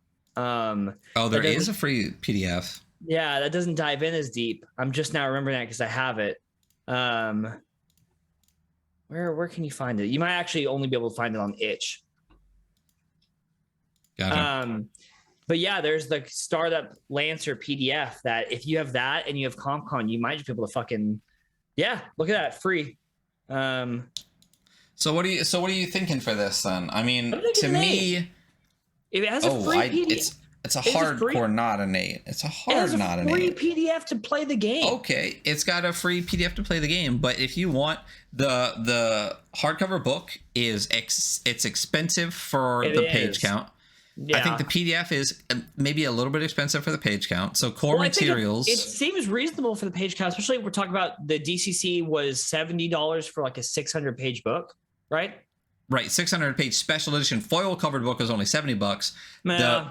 The base hardcover book is $60. No foil, no special edition, no any of the rest of it. I think the core materials. Are you thinking like a 6 or? I was thinking 6 to 7 because here's the thing: is I think the cost of the core materials and stuff like that, and the other adventures and stuff like that, is maybe it's just a smidge pricey. Right. Which gives you immediately drops you to low 5, kind of high 4 if the base materials are high. But then you got to throw in free adventure, free assets with the PDFs. Takes it back up to a 5 for me. CompCon takes it to maybe like a 6 or a 7 for me just by itself. Like I'd have to add 2 points. So I'm between a 6 and a 7 on price right now. If you let's I don't know, but for me personally, like everything you're saying is very reasonable. The book is a little pricey. The PDF is a little pricey, but the fact that I can get the free PDF and run that with CompCon and I can play the game, I'm just like, man. So the game is actually doesn't cost anything. Are we being too nice though, giving so many things 7s though, or are these games just good and we're picking good games? Fuck this game. Give it a 3, right? Now, I don't know. We've mostly done really good stuff, but I'm comfortable with this being a 6. Okay. If you would have said 7, I'd have said 7. But since you said 6, I'll go 6. I don't. The thing is, there is no like if you want to play like the long rim or you want to play. No Room for a Wallflower, which is the first like full narrative like game like add-on for the game. They are also a little pricey, and so you're really limited to whatever you can create out of your brain for the free version, which I think is something to take into consideration. That's a huge consideration. That's part of price is the access to other adventures. If you have to get the core book and then have to pay another $25 to play an adventure and another $25 to play an adventure, might as well just throw your money at WotC. So I think. So when we look at scores wise, and this is the reason I'm saying, do we need to shuffle some things immediately? Troika got a 36. Lancer got a 31. Do you feel like? I feel like that's okay. Okay, so Lancer got a 31. Murkborg got a 44. Right. That feels a lot better to me. It does feel. Yeah, I am super agree. So far, this is already working a lot better. Oh, yeah. Hey, by the way, if you're listening to this, we didn't prep almost at all for this. We decided we were going to go to a 10 scale and we're going to figure it out on stream. And we're fucking doing the do, baby. This is exactly what I wanted to do and hoped we would do is to dig through all these again, remember the reasons we did some things, and go with that. So Yeah, next we're gonna so get far, into. Oh God! Oh no! Keep going. Yeah. So far, yeah, it is really feeling very good. And next one we're gonna give a fucking big ass score to because this game is fucking good. So good, so good. I'm so excited for this. So I wish good. I had it. I wish there was any other logo that I could fit in this a little bit better. The logo is dope, but it doesn't fit on anything. That's so funny. So I just turned in the final. I was talking to Ryan about this. I turned in a final project for my web development class, and I did it on my top 4. I had to create like a web page. I did my top 4 tabletop RPGs, and I did Necronautilus and I did Murkborg, and Johan Nor replied to one of my messages on Discord and sent me the font for Murkborg, which shout out that because that shit was tight. And I actually found a different one for Necronautilus because I'm like, dude, the fuck this font, fuck this image and font, you know? Yeah. I mean, I love it. It looks great. It's hard to fit into like a fucking parallel box, you know, or a rectangle. It fits on the cover of the book, and it fits in like. But if you want to stick it on anything else, it don't work. It does not work. But we're not getting any knocks for that. So this is another one that's going to get. I think this was in the 5 scale, the second highest rated game we had. Just behind Murkborg. Literally at 1, maybe. I think originally 2 points, and I think we knocked a point off to drop it down to 23 prior to this. So this is literally right behind Murkborg. So when we talk about Necronautilus and Adam Vass, this game... Fantastic. This is like... games like this are exactly why Ryan and I do this, because this fucking game is so cool and it's so original. It's so much fun. The art's so good, and you just look at it and you're like, oh yeah, I really want to play this. You know? Yes. So I'm gonna download this real quick, and we'll just throw it. We'll show it a little bit on stream. For those that are out there in podcast land, come watch our stream. So. I mean, we're talking about art and style, and we immediately start. This book's just like, hey, you guys want to do some acid and listen to metal? Yeah, I mean, it's a hardcore stoner metal. I mean, when you look at just the first page on this PDF, it's just like, is this a lizard hugging like maybe a monkey, but also it's like so space? Funny because I just went through this episode of us reviewing it and re-listened to it when you posted it, and it's our first thing is just like, yeah, there's all these little animal faces here. Yeah. And it's this weird, trippy. There's definitely eyes, and it's. Well, not only that, I have the special edition cover, and you have the regular cover. Both are fucking beautiful. Both are good, too. Yeah. So beautiful. So when we talk about art, you know, in the very first thing, first of all, let's remember this. Boom, index. Not hyperlinked.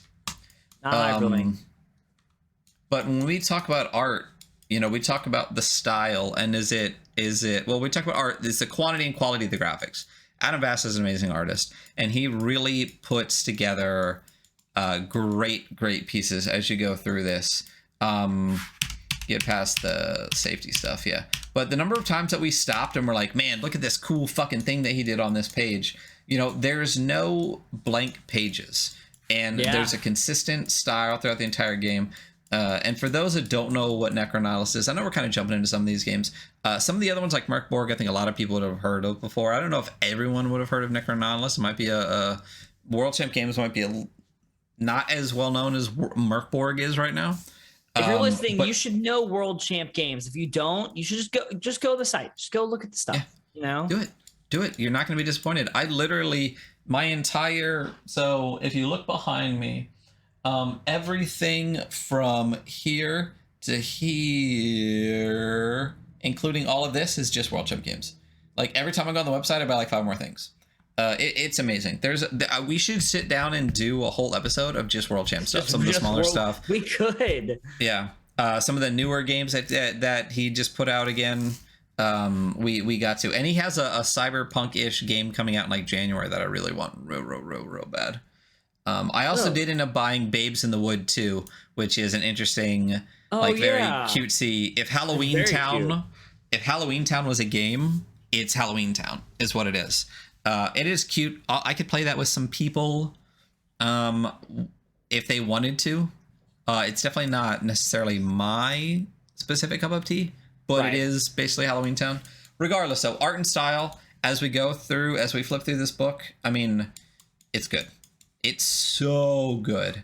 It really and is. super consistent. Now, here's the thing. So, is it Murkborg? No. Is it a 10? It's not. No, it's definitely a 9. Is our 9 in art, you know? I'm not disagreeing. I'm just thinking. How dare you think? What is... So, definitely better than Troika. Yeah. Yeah. Again, partially because a lot of the Troika art is like a block on the page.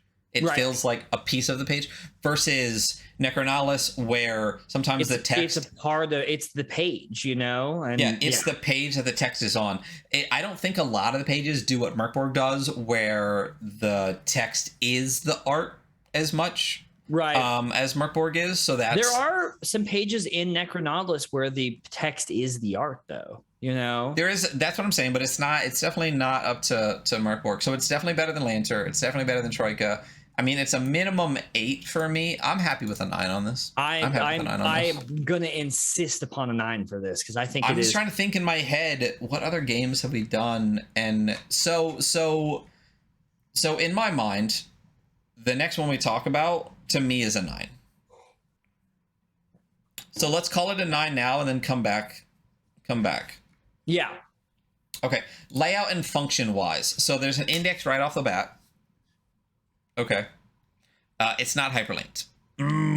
It's not hyperlinked. Killing me with that. So that's a point off immediately, instantaneously. But one of the things we talked about that we do really enjoy with books, especially books like this, is that there are pages where there's not a lot of information on the page necessarily, which is not a bad thing. Not a bad thing. You don't want a wall of text, which is something like Lancer does. Lancer does page after page after page of 2 columns. Yeah. Of 2 columns of walls of text. And the problem with games like that is it's hard to read. It really is. Not just because it's not even just because we live in a world of social media where our attention spans are fucking 30 seconds long. I just mean in general, I don't care who you are, whether you get ADD or HD or not. If you're trying to read a game and get into the game and you don't see any art, you don't see anything that evokes that for you, and you're just literally reading like size 12 font for 2 full columns filling page after page after page, it's really hard to focus in. You need to break it up a little bit better than that. You need to show a little bit more than that, in my opinion. Yeah, I agree. Yeah, so I say one of the benefits of a lot of these smaller-ish games we talk about that are like less than 100 pages, basically, like Troika, Necronalis, those games, is it's great to have a page that isn't just jam-packed with fucking stuff. Like if you look at page 8, Death, it's a decent-sized paragraph and 2 other little spots that are maybe 1 or 2 lines each. But that's all you need for Death, and I don't want 10 other things on the page. This is Death, I got it. I have absorbed that with a cool piece of art, boom. So for me, layout and function on this, is actually pretty decent as far as, and I remember as we go through the chapters, the chapters are laid out really, really well too. Yeah, they are laid out really well. It's very easy to take everything. It's in an order that makes a lot of sense. It is unfortunate it's not hyperlinked because that takes it away from a 10 immediately. I really like this. I think for me, layout and function wise is probably about an 8. I don't think there's any rules it refers to. It's already explained to me, which is a big thing we see in some other games where it's like, yeah, this rule. It's like, we haven't fucking talked about this rule yet. What are you talking about? What are you thinking? Yeah, I'm thinking 8-ish. I think 8-ish because, I mean, I think in my brain, it's hard to separate the fact that, to me, honestly, Troika being a 10, it feels like a fucking 12 to me. It's just that good. All right, we don't rank things from 1 to 12, sir. We only rank them from 1 to 10. So comparatively, to me, it's much harder to even get to a 9 if you have to compare that to how good Troika is. You know what I mean? It's very true. So and an 8 is real close to a 9, which I mean, is it only an 8? Oh man, 5 is real close to 8 as well, man, because 7's real close. I know, 6 is real close to 7. but 7, 8, 9. So then it's not really 9, right? So that's where I'm at though. And this is why some of the scores may change. We might see something where we go, this is so fucking good, we have to actually take points off of someone else because the bar has been pushed higher.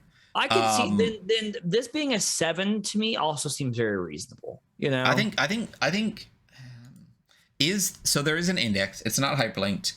Does it have if it has a quick start rules section to it? Ooh, does it? I actually have War Plans open right now, not Necronautilus, because you have it open. So you tell me. Quick start rules. It'll probably be at the end. It fucking does. Yeah, I'm gonna say there's stuff at the end. Yeah, so there's a big rules reference at the end. That's nice, Yeah, it's just, again, this podcast, part of this episode is being able to quantify what we feel is correct. Sure. So it's kind of playing around with how we feel, kind of devil's advocating a little bit on some of the stuff and talk about our feelings, Yeah. I mean, it is laid out really. The thing is, I really like. I think one of the things that you said that I really, really like is that the order in which they give the information in this game makes sense. Yeah. Because we're not going to run into something that talks about something we haven't seen yet. Because we've looked at other games where you'll see something and that thing won't be explained until like 4 chapters later. Right. And you just have to sit there going, what the fuck, for 4 chapters, and then go, okay. I fucking hate that. I'm cool with an 8 on this. Yeah. Yeah. It's your second highest rated game. Rule set and crunch. To me,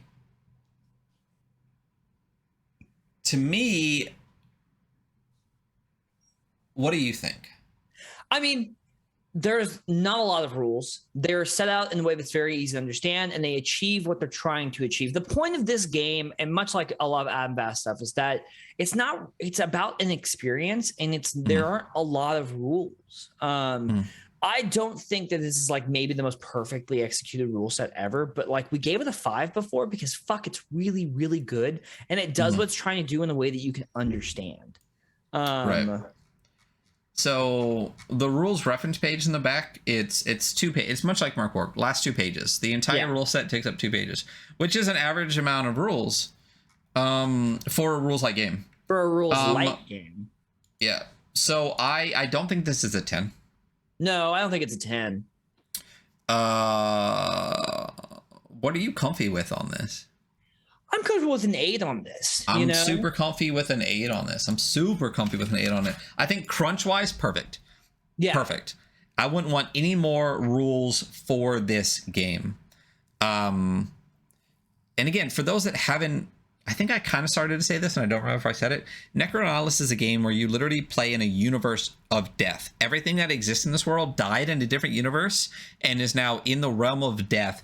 Death rules this world. You are an agent of death going around making sure that everything is like just fucking copacetic the way death wants it in this world. You previously also being something that died. And the way the rule set in this game works is you actually use words. And the way you can manipulate words to fuel your death agent powers and things like that. But the more and less you use those words and the way that it works is you can get closer and farther away to who you were previously. And there's actually a thing in the game where you can get too close to what you were before and basically retire. Because you basically become that thing, or at least the memories you remember of it. So it's just so fucking cool. It's a really good... Yeah. So I'm very happy with an 8. I think an 8 is a really high score for a rule set. To get 10, it has to be fucking perfect, and I don't think we've found anything close to a 10 yet either. You know what I mean? Yeah, actually, Incursion. Yeah. I mean, you just wait. You just wait. What did we give Murkborg on rule set? 8. I'm happy with it being the same as Murkborg. Really. I'm actually really happy with being the same as Murkborg. Okay. Because I think they both achieve the thing that they're trying to achieve very well. Yep. Yes. Originality. This is going to be our fucking 10 for originality. Yep. What the fuck? What the fuck? There's nothing else like this. This is crazy. Yep. Yeah. It's not even a question. It's not even a question. To the originality of this, to me, feels like the layout and function of Troika to me. Like, this is a 12 for me. Like, again, there is no such thing, so it's going to be a lot harder to even get a 9 in originality when you have to compare it to this. That's why layout and function to me, even getting a 9 at this point, because 10 is so far out there, is almost impossible. Right. You know what I mean? So yeah, 10 for this. Yeah. So it's hard to really even describe just how fucking cool this game is. Like, to me, when I first opened Murkborg, I was fucking blown away by it, and I just love the deep, dark, everything. I'm like, this is my soul if it was a game. You know what I mean? That's what I loved about Murkborg. Yeah, it really is. That's a really good one for you, But with Necronautilus, I don't think, even for Murkborg, I flipped a page, read a mechanic, read something that was written, and said more times over and over again, this is so fucking cool. It is really fucking cool. It's so cool. Like, every time you're just like, oh my god, I think we talked about this before. This is a Sursa Stan podcast. And we talked about Adam Bass is like right up there for me. So funny because I have said that. But yeah. Twice. This is Adam Bass is way up there for me as well, and I think we talked about this before, that I feel like there's they're two sides of the same kind of coin. They're both amazing content creators, but I feel like Adam Bass, even on his website, talks about how he comes from a place of like emotion and experience and things like that, and really wants to make you feel something. And Sursa comes from a place of just genius fucking like game design and mechanics, and like, it's just, when you play it, you're just like, this all makes so much fucking sense, and it's so good. Like, when we play Victory Basic, every time I get a new roll table or something like that, I'm like, this is so good, And from the player side on Victory Basic, I'm just like, I know how all of this works, because it works exactly how it should work, It works exactly how it should work, exactly. So I feel like, but if they both made the same game, that we'd have two completely separate games. You know what I mean? And it's really cool to see the two opposite sides of that kind of design realm, where you design from a place of, not saying that either aren't also good at the other thing too, but that the impetus in Adam Bass's stuff is sometimes just like, the rules are there to make you have an experience, right? Versus, like, I want you to feel feelings, Yeah. Versus the rules are there because it's just the right way that this needs to be done, and it still gives you an experience that you want to have.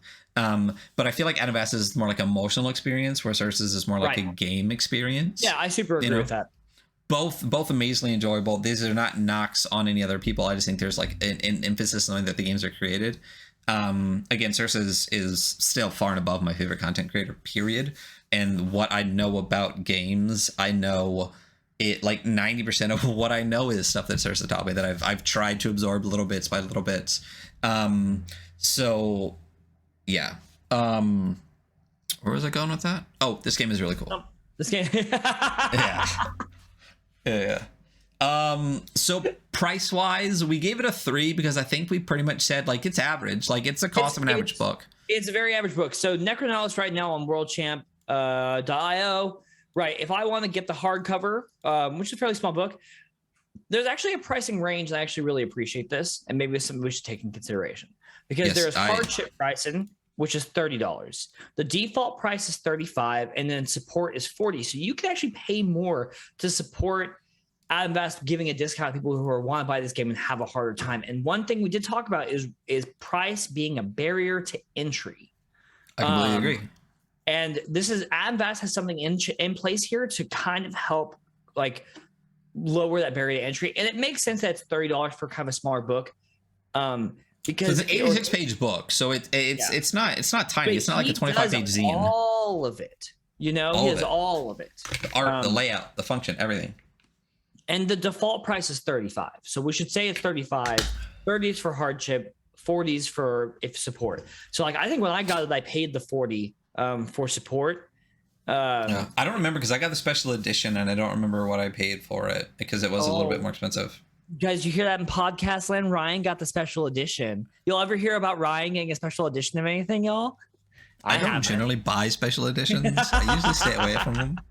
And I think that because I'm sorry to completely interrupt you real quick. You know what is just a huge fucking pet peeve for me?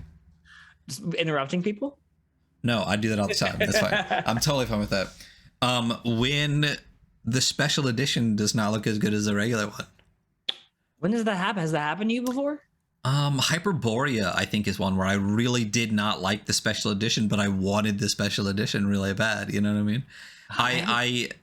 I really just dislike when there's a really amazing piece of art on the regular one, and then they just do like a super simple, plain, like, you know, whatever on the other one versus just making something even more cool and badass. But Hyperborea is cool. I can't wait to get that. We'll review that. But because you know me, I want the special edition. Is it? Wait, sorry. I don't know anything about Hyperborea, and I don't remember us talking about it. Is it set in the Conan the Barbarian universe? I think it's similar-ish. I don't think it's set in that universe, but I think it's set in that kind of like Sorry, we can come back to this. But send me a link when you have one. Yeah, so price for Necronautilus, I think a 6 is appropriate. I don't disagree with you. I think that is. For those that have recently kind of jumped into the podcast, what we're doing now is I'm just seeing what Steph put. Yeah, that's how math works, Steph. Duh. Yeah, we originally had I had these all ready to post, and we had done our scoring on a 1 to 5 on each one, and we found that there was not enough of a difference. That our highest scored book and our lowest scored book were still very close on a 1 through 5 scale. So this and our lowest episode, scored book was too close to another book that was actually really, really much better, and I was just like, that doesn't make any fucking sense. How are they 3 points apart? So what we decided to do on this re-review special, our 10th episode, is go back over all the ones we've done already and readjust those 1 to 5 scores to a 1 to 10 score, and also after seeing more games, go back and maybe tweak some of the numbers a little bit to closer to where we are now that we've had time to kind of discuss games together and to let some of those games kind of marinate a little bit in our mind and see where we're at. So I'm totally cool with the 6 on this. I think that's reasonable. I think it's average. Yeah, I think 5 is average cost for the thing, and that's what I was saying. That I think some of these might be. You know, we gave a lot of 3s to Lancer, but you know, there's only a 1.5 on it right now, so we might go back and tweak a little bit because my problem on Lancer's Percent Crunch always was it's basically just D&D with more steps on some of it, but we'll leave it for now. It does what it attempts to do, you know. But that's what a game is supposed to do. So is that not average? Is that not a 5? I don't think it's 5. I don't think it's 5 either. But we're past it. We're 1 game ahead now. We can't go back. But do you think it's no? This is the point of today, is to be able to go back and forth and see. Do you think it's still a 7 or do you think it's a 6? With 10 being like literally like, you know, so fucking rare. Do you think it's if 5 to 10? Do you think it's closer? With how the fact that you have narrative combat, which has this really great system of triggers that give you little bonuses, they're very easy to do, and it's essentially like a 50-50 roll. And then you get in the mech, and you have mech combat that has like all of these like detailed stats. I get how it's a little 5e, but everything that's a D20 system that works like that is going to feel a little bit like 5e. I don't know. Let's keep going. Okay, we'll cycle through when we're done. So are we done here? Art and style was a 9. Layout and function was an 8.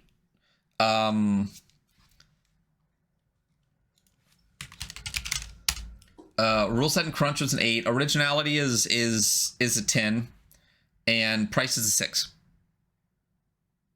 Seems fine to me. Yeah. The other thing we talk about with price too is the additional content and stuff. There are Stellar Remnants. There was an additional book that came with it that you could get. And then there is some third-party stuff for this. Most of it is pay though, so it is a little bit. I'm cool with the 6. If there was a little bit more, I mean, it's got a good score right now because it's got a 41. Is that? Did you just do the math on that? It's a 41. I did. Not that I don't believe you. I'm just gonna do it again. Wow. Okay. Cool. Hey, Jables. It's a good book. Yes, this is such a good book. I want to play this game so bad. So yeah, so 41 is the second highest scored game that we have currently on our thing right now. I'm good with that. That makes a lot of sense to me, you know? Which is exactly, yeah. Because if the price on this was a 9, which is less than Murkborg even, it would be the same score as Murkborg. And to me, what separates Necronautilus and Murkborg, total overall as a game experience, is that Murkborg has just a fuckload more content. So much content. Yeah, I'm good with this. Yeah. I think this is... content, apps, I mean, just free shit out the ass, a ton of third-party extra stuff on top of it, literally thousands of adventures if you want to go on each and dig through stuff, versus this. So yeah, I'm super happy with the 41. Are you good with this? Yeah, I'm very happy with this. See, okay. This is a good idea. This is working out so well. It's creating such a great line, this is it. Yes, more delineation, and now we go no more plans. Okay. So, talking about Warpland, here's the thing, and we talked about this before too. I know we went in hard on this one a little bit before, on one of the things in here, which is a rule set and crunch, and I'm sure we'll go hard on that in a little bit now. But I do want to say, our secret score for Necronautilus, the secret how bad you want to fucking play this game score. It's up there. It's about like 1,000, I think. You can't tell them, bro. It's a secret score. I mean, it's secret to everyone that doesn't watch the podcast, because guess what? Come fucking watch this shit with us. So talking about Warpland right off the bat, I do want to say, I did, and we even said before, Warpland, it was great as far as the lore, the roll tables, the art. So much of Warpland was really good. We just don't like the rule set. I do not like and we'll get to that. We'll get to that. So art and style, for me, I mean, it's beautiful. I was going back through it earlier, and it's a 9. It's really up there with art and style. It's not quite Murkborg, but motherfucker, is it good. And it's it has a lot of really good use in space outside of just the big pieces of art. There's all these little pieces of art that kind of add to the looting a commoner table on 24 and looting a wealthy person. They have these little statues next to them that just kind of reinforce it's a really fantastic art book, Yeah. And that's what we talked about with art and style straight up the bat, is to get close to those 9s and 10s and stuff like that, it needs to be a straight up fucking art book. And this is definitely an art book. Yeah. Even just the front cover, you get that. I think one of the things that I talked about too previously, and we'll talk about it again, was the album that came with it. There's an 8-track album that came with it. Oh yeah, that's right. And it's primeval synth. I think I talked to you about. That makes a lot of sense. Dark synth with war drums. Yeah, and the second you see this first page right here, you're just like, oh fuck, I totally see that. I totally see that. So when we talk about a lot of the art and stuff, first of all, don't forget to check out that index right there at the beginning. Is it hyperlinked? Not hyperlinked. It's not. But look at some of these art spreads here. Again, like Murkborg a little bit, I think this does it even more though. There's pages, which I do appreciate. It extends the length of the book, which extends the cost to print the book or whatever. But there's a bunch of pages where it's just art, no words, no nothing, just art. And that really gives you that evocative, like, I understand the world, especially in Warplane, because the sky is burnt. You know what I mean? Like, it's literally just like a fucking train wreck of. My favorite part of this book is page 97, which is that what it talks about the tables for like what's going on in the sky? Yeah. It's so and good. It gives you a little color palette for each of the skies. Oh, so that, good. Yeah, I love that part. So we'll immediately skip right past the whole rule section. We're doing art first. And we'll get to that. But the this page here too, I know this piece of art is used a bunch in the previous ones. I don't know what page this is because page 27. It is this kind of reddish, like kind of I guess chasm that it's in, and then right down the middle is this massive sword stuck in this pile of shields and spears and skulls and helmets and stuff.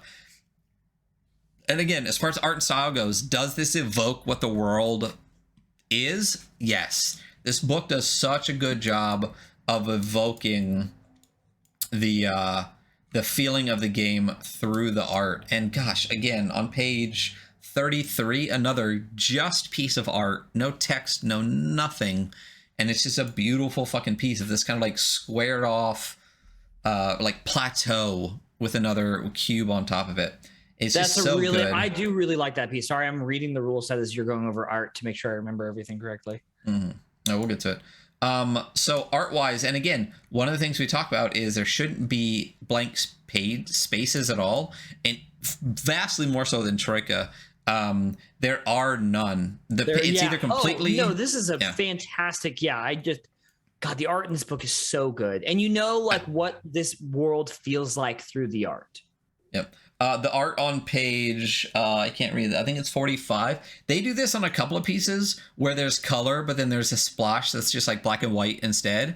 And it's so good because it just gives you such this pop. And then some of the art also gives you this kind of like 90s comic Conan kind of vibe to it too. Yeah, it's really done. And you can tell there's a lot of different art styles too, because on one of the pages, when you look at 49, it's you can tell that that's like a wood carving, like, you know, something from a dead person kind of thing, like Murkborg does. And on the very next page, the creator would write a comic book in this world, because I would read. Oh my god! Oh my god! Yeah, the page on what page is this? The Iron Lord 50. Yeah. The Iron Lord. Just how much red is in the back with that, like, that green color that's used throughout the book, that like kind of, I don't even know what color that is. It's like a green with a little bit of blue in it. It just pops off the page on that red. So good. So we've talked about it a bunch, but so art and style wise, Easy 9. It's not Murkborg, but it's about as damn close as you're going to get as far as the art. Yeah, it's as close as you can pretty much get without actually like getting there all the way. So I would say the only thing that really separates it is I don't think there are a lot of pages. I mean, I'm just going to constantly go back in my mind how genius that page is of that guy with all the weapons stuck in him. It's such a fucking clever ass page. It's such a clever ass page. What the fuck? This is genius. Yeah. So those are the little details that separate it for me. And there's a couple of other things too, where that's in there too. You know, I love that yellow page. It's got like the heavy weapons on it with like the Zweihander and the flail and stuff like that. Yeah. Where like it's these big art pieces of these weapons, but it's also the weapons that you're using. So that's what separates it. Layout and function, we gave it a 3. I don't think it's a 5. I think it's better than a 5. First of all, it's not hyperlinked. Yeah. Which kills me. But it is indexed right off the bat. It has a table of contents, page 5, which after whatever, it's the very first page after the legal page, boom, table of contents. So page. That's, what's up? It's the ass page. Ass page, yeah, absolutely, ass page. And there is not if I recall, there is not a page in this book that's just everything you need on one page, if I remember correctly. But what you can get, and what I got backed on Kickstarter is what's it called? The Forbidden Book of Tangible Reality. It is It's the a core great fucking things. title. Oh, so good. It is the core things you need in a small little book. That's just basically it's like a tiny zine, and even within that, only the first like 5. All the rules fit on like the first 5 pages. So it's not in the book, but you do have it. So that's kind of, it doesn't really go with layout and function and things like that. I do think since it is indexed, and I do feel like when we were reading through it, it gave us the information in a good order. I remember there being one thing, and I cannot remember what it was now, where we read it and we were like, wait, we haven't talked about this yet. Ended up being way later in the book. I don't remember what it is, but I'll believe you. I remember. I'm going to look for it right now. But they make a reference, and then you're just like, wait, we haven't talked about that yet. And it's way later. Oh, the tenant. Oh, the tenant. Yeah, like fucking refers to it a bunch. And you're just like, wait, where is this? And it's way fucking later. I agree. Oh, this, I just flipped to the pages where the ether. God, where that's such a fucking great part, you know? Yeah, that is such a fucking great part. So, yeah. So I think that's one of the things we did knock off is like the tenant literally defines the entire world, and it's on like page 70 or something like that. So it's not hyperlinked. The tenant's farther back, but much like the games we've talked about a bunch, not a lot of these pages are cluttered with too much information. Some of the later ones with the roll table and stuff like that are a little bit busier. Yeah. But it's a roll table. You need it. I wouldn't want. You have to have the D12 roll table. I don't want 6 pages to cover it. Yeah. So, but it is. I would say it's a little. It's better than average. But there are some knocks on it. What are your thoughts on it? It's a 6-7 for me. Yep. You know, it's a 6-7 for me too. Yeah, it's a 6-7. Let's just go 6. We need to start being, you know. Okay. Let's just skip to originality real quick. We'll come back. We'll hit some stuff in a second. So originality, we originally gave it a 5. I think this is fucking genius. I think Necronihilist to me, so genius. Yeah, I think Necronihilist to me is a 10 because it creates this thing that I've never even imagined before. You know I agree, and this, I don't think this is a 10 for me. But it is a very high score. There are a lot of themes in here I've seen before, like but it's so good. It really is so good. Like the person who made this game definitely writes, you know? Yes. Oh my gosh. So I think the plus of, I mean, so here's the thing is they did NeuroCity, which I don't know if you've gone through, really fucking good. Yeah. They did Warpland, really fucking good. And I already backed Hell Knight. Right. Which is the Kickstarter for the guy who originally wrote Warpland. I feel like I butcher his name every single time I say it. So I definitely want to look at it before I say it again. Gabriel Quiroga. It's a cool name. Gabriel. It's a cool name. But so I backed Hell Knight immediately. I think the plus of Warpland, and because all 3 use the same system, which we'll talk about the rule set and stuff later, clearly 90+% of this is lore, roll tables, right, stuff like that. It's not the mechanic. This is not a game book as in here is a whole book of mechanics. Here is a massive book of lore and a world for you to play in. This is a setting book with a simple mechanic system that you can play in. It's almost like a UVG, Ultraviolet Grasslands. I don't know if have you gone through that book? I flipped through it. I think that's one of the ones that we really should do on stream. Well, why don't we do UVG after Arc? Because I want to look at that one so bad. Cool. So we're planning shit, folks. We're planning shit. We're doing things. But this is clearly a setting book and a lore book and a campaign book with some rules if you want to run them that way. We've talked about it. I would run this game with a different rule set, but we'll get there. But that is obviously the strength here. The guy can write like crazy. The art direction in this book is fucking amazing. Are there things like this in other games? Yes. Are they done in this way? No. This feels like Conan the Barbarian on acid to me. Like, I agree. Because you get that like bone and iron kind of sword and sorcery-ness to it. Yes, there's a very swords and sorcery-esque. Like, sorcerers are evil, and you're a barbarian with a sword. But it definitely leans more into, I get kind of like deserty, like Conan vibes versus this like an 8 for me. I'm gonna call it an 8. I'm surprised on that, actually. I was leaning on 9 for this. Okay. Because it is really original in how it uses stuff, but there's also a lot of stuff in here that's like, I don't want to say like, oh, it's derivative, like it's a bad thing, but it's definitely very inspired. You know what I mean? Yeah. Okay. Well, so and we'll say that originality is not just a factor of the lore and setting. We specifically say it's also a factor of the mechanics that you put into the game. Right. So which we'll get to. Yeah, an 8 is fine. Okay. Price. We scored this a 2, which is the worst price score we've seen. Is there a reason we scored it this poorly? I think the book was pretty expensive. Let's go. Comparatively. Because the thing, I think the word I've been trying to think for a long time is precedent, right? We have to compare things to other things. We can't look at each game in a vacuum. It has to be comparative, especially on things like price. So when we talked about DCC, a special edition 600-page book was $70. Lancer's like 400-page, not special edition hardcover, was $60. So this is a I have it up on Drive-Thru RPG. PDF, watermarked PDF is $8.50. Soft cover standard color book. Oh, that's why, because the soft color standard cover book does not come with a PDF. It's just for the soft cover.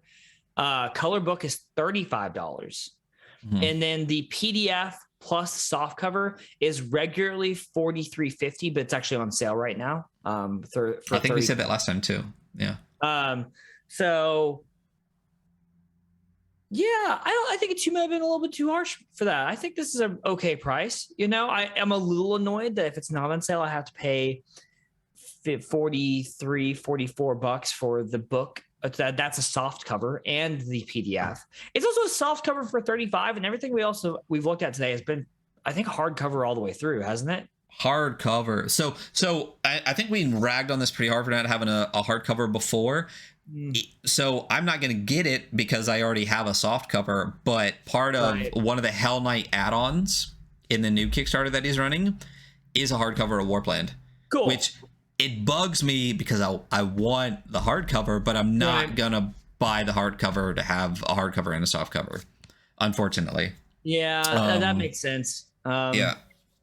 So I think the two, well, the other thing too with pricing is, remember, on a 1 to 5, 3 is average. I think because the PDF didn't come with the book and you had to pay extra for them separately, we knocked it down. But we don't. It doesn't need to be that bad on a much bigger scale. Right. I think it sounds about average. I mean, it's a nice book. It's also a bigger book than it looks like because it's wide. That's very true. And it is part art book. I mean, if the hardcover was a little bit thicker, it could almost be a tabletop book. You know what I mean? Like a coffee table book. Like a coffee table book. Yeah.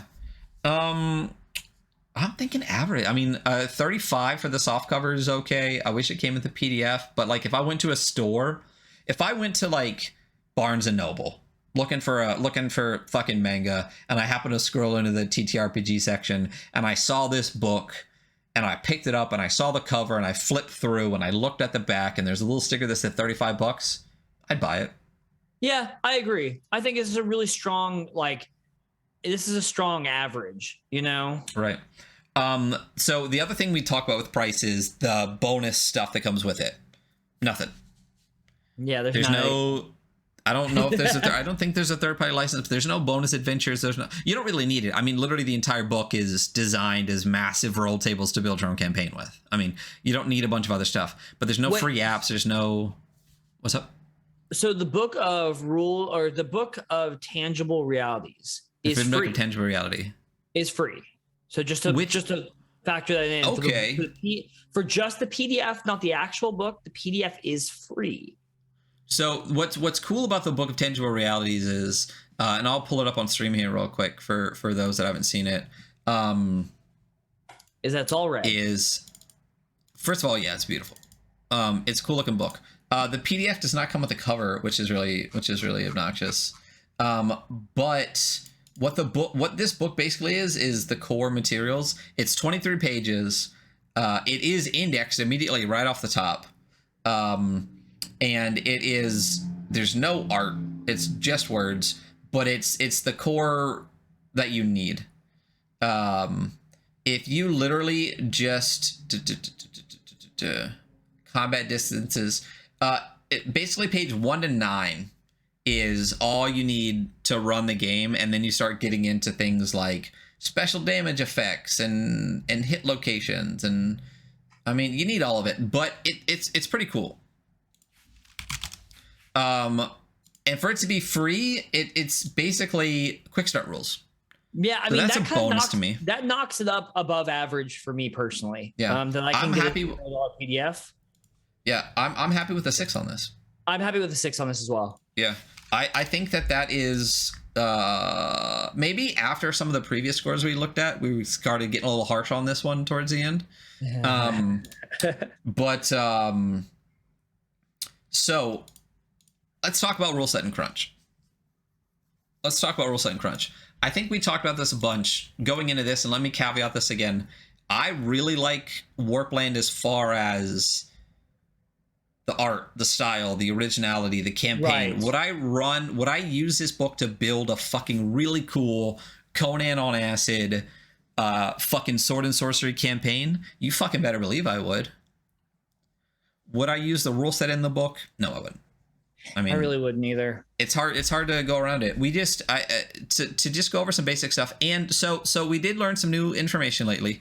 One of the big knocks that we had on this system, there's a number of them, but one of the things we talked about was that it didn't feel like it scaled appropriately in combat or social interactions because of the way it's this roll under system. But as your stats and stuff got better and better, it'd be harder. So NPCs have levels, and when you're doing those things against an NPC with a combat, social interaction, and things like that, you apparently, and I want to find it in here. Have you seen what? Yeah, let me pull it up. Sorry, I took a picture of the cats cuddling. So sorry, I'm distracted. Fucking, I don't know if you noticed, but my username is the father of cats, and there's a reason for that. father of fucking. I love them. Each non-player character has a level instead of attributes. PCs receive a penalty. Okay, so this is on page oh, where's the page number? 15 in the book. Gotcha. PCs receive a penalty to their attribute equal to the level when they test against that NPC. This means it affects social interactions, initiative, attacks, dodge, tests, everything. So basically, a veteran is a level 2 NPC. So all of your rolls, this is how it sounds like to me. All of your rolls against that NPC automatically just have 2 reduced, and that's the balancing system in here. They don't get attributes because there's not a roll against in some of this stuff. And that's the way it's balanced. Does it work? Maybe. Yeah. Do I like it? Not really. You know what? One of my big knocks on this rule set is actually, and I have several as well, is that the way that the rules themselves are written when you read, like the way you like read the rules out, there are so many times where I've had to double or triple read stuff like, wait, what are they trying to say here? And fuck, I hate that. I hate it's I don't even know if I hate the rules as much as the fact that I've had to read so many of them over and over to understand them, because it should be, and you and I have talked about this in working on Incursion and me working on Lost Adepts, is like you should write rules the way that you speak. And when you read them, you should be like, cool, got it. Yep. Also, I don't like things like willpower, which is like this weird variable like ability you have. It's based on half your lore. Yeah. Specifically talking about what you just said, the way the rules are written reminds me of 5e, because the way 5e feels like it's almost tripping over itself to get out what it's trying to say. To explain to me what it's trying to say. Yeah. The fact that Jeremy Crawford gets 10,000 fucking DMs a day being like, hey, wait, what is this work? How does this rule work? What's the interpretation? And you have to get rules clarifications from his fucking Twitter account, not from the book, is one of the things I don't like. And I feel like when I read this, I'm not even saying that that's exactly how this is. I'm saying that when you're reading it, that's the vibe I get, that I have to read it. I'm not as sure about things after I read them in this book. I'm like, okay, I think that's how that's supposed to work. Yes. And like, you know, we read a lot of these fucking books. I was gonna say, we ain't fucking dummies. Yeah. I mean, I have 2 degrees. I'm a total dumbass, but like, you know, we both do this in our free time. We both are writing our own games. Like I'm very invested in game design, and I just, if I have to read your rules that many times, like then I don't like it, you know? Yeah. And the thing is, there are some things about this that I do really like. I think one of our favorite things that we liked about it was like the wounded. I really like that whole concept. I like the wounded. Yeah. So. I really like, and I'm not saying that there's aren't parts of the rule set that I really, really like, but I think my overall, if I had to give like a one line of why I'm not a fan of this rule set specifically, first of all, this is not the line. It's just, do these rules work? They do, right? Yeah. Could you play this game? Clearly you can. The guy's now on his 3rd book, I think, minimum, using this rule set, and people buy it and they play the game. I think we should play test this sometime and see how we feel about it. I don't think it's really going to change the way you feel about it. I think our the initial problem score came out of frustration from having to reread the rules, because I think both you and I were really frustrated about that. I think we went a little hard in this game. They're not. Well, we did. We definitely went a little hard, but that's part of it. Is just like, didn't you? Who was the thing that you sent me when we were talking about writing, where you sent me like the 8 things that you should the 10 know? rules. I gotta look it up. But yeah, this is a game designer. You should be able to read the rules and understand them. I think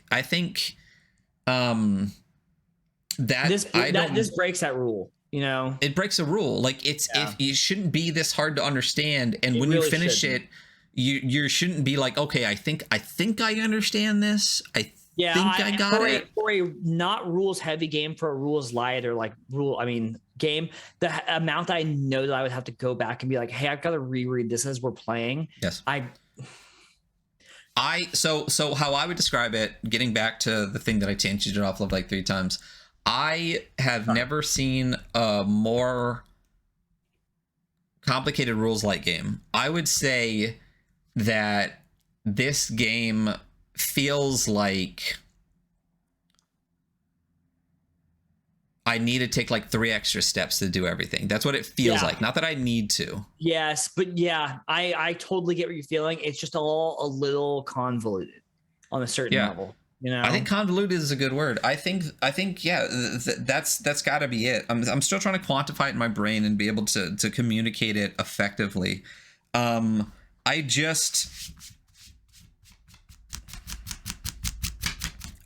don't like it. I just don't like it. I'm reading this, and I'm it's so funny because it's a roll under, right? But like, even like when you go read Into the Odd, which we're going to review here in a second, it's just like, yeah, here's your stat. Whatever you do, just roll under this. And this one, this is such a simple example. If the result is equal to or less than the attribute number corresponding to that action, then the action is carried out. Like, what the fuck? Why wouldn't you just say, if you roll under that attribute, it is successful? You know what I mean? Like, that's exactly what I'm talking about. This is why this is why we win on the score for the rules, and this is why I'm going to go in again. And because that is such a convoluted way to explain that. Why would you explain it to me like that? Yeah, it's frustrating. It's a problem. It's frustrating. Seriously. I mean, I guarantee that it's not. I mean, and this is. I'm not even saying that this is a bad system. No, reading it sucks though. Dude, I think this is a much better. I think now that we marinated on it and looked at it again, I think that's much more reasonable. Is that it's not necessarily that I really dislike the system, but as you just said, it's so hard to get the information out of this to be able to know what to do, because it's just tripping over itself to be more complicated. Yes. And like, that's the thing, I feel like me, it explains everything in the most complicated way possible. Absolutely. And that's it. For me, like, this is already a rule set that I would consider an average. Like, I would consider this rule set an average, but the fact that it is so unfriendly to read these paragraphs knocks it to just below average for me. It goes from a 5 to a 4 for me. Like, I'm still very much in the 4 to 5 range for this. I feel like a 4 is. Here's the thing. I bet you, I'm not going to, but you and I could sit down and rewrite this rule set so that the mechanics were exactly the same. Yes. And if we then, without knowing that, if we could purge that from our brain, and then someone said, now read this, this would get a 6 or 7. I still think this, I mean, I think it might get a 6. I don't know if I give this a 7 still. 6. I'll say that it would be, that I think, and a 6 is still fine. Yeah, absolutely. 6 is still good. I would say that that the crunch part of this, I'll say that the rule set for me is an average rule set. It's a roll under rule set with some stuff that's a little bit complicated. There's some steps here and there, and This I think is a really good example of what I talked about with Murkborg, where there might be some things I'm not a super huge fan of, like the fucking femur and the dagger situation. But if you keep trying to fix those little things, the set just gets bigger and bigger and more complicated and more complicated. Yeah. It's the crunch part that brings it down for me. Yeah. The crunch is how the rule set is utilized and all that kind of stuff for me. And is it the correct amount of, does it feel like the right amount of rules for what you're trying to do and stuff like that? The crunch is what brings it down for me, because I feel like having, like you just said, and I feel like we're just repeating ourselves and we can move on from this. It's just, you have to reread over and over and over again. And I can tell you right now, if I read through this and then started playing the game, I would have to pull out Tangible Realities and just have that with me the whole time. So many times. And I would have to like read through the examples, and I have to be like, okay, we just did this whole thing and I'm not sure we all did it right, is how I feel like this would go.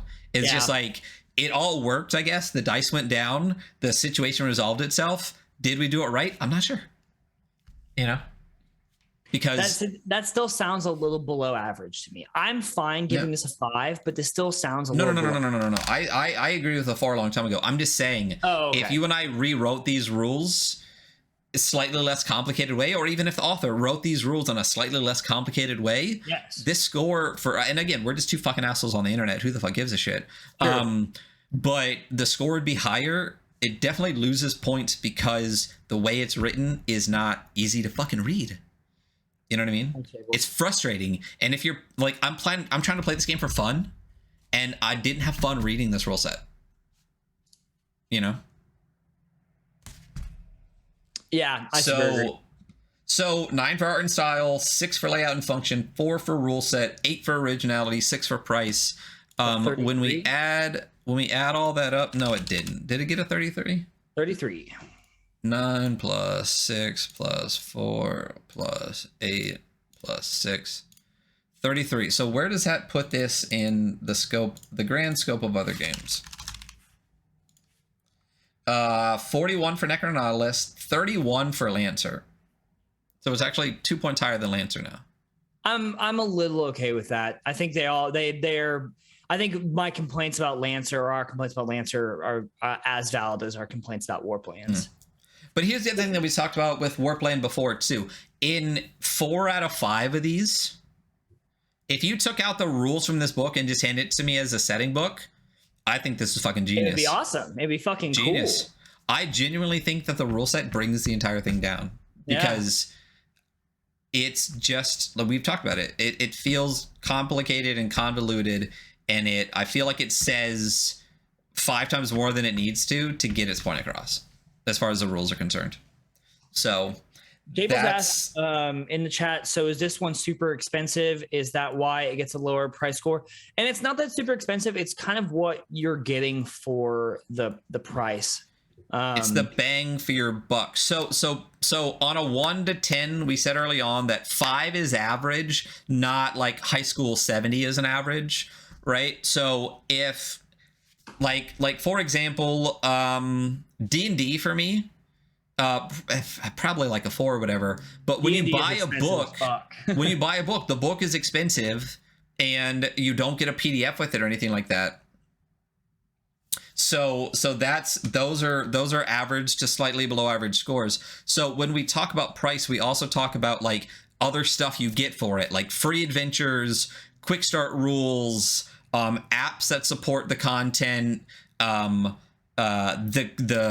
quality of or the quantity and quality of other material that's out there, so you can keep playing the game. Those are part of it. So with Warpland, it's not necessarily that 5 is a bad score, 5 is average. It's just that there's not a bunch of supporting material for it.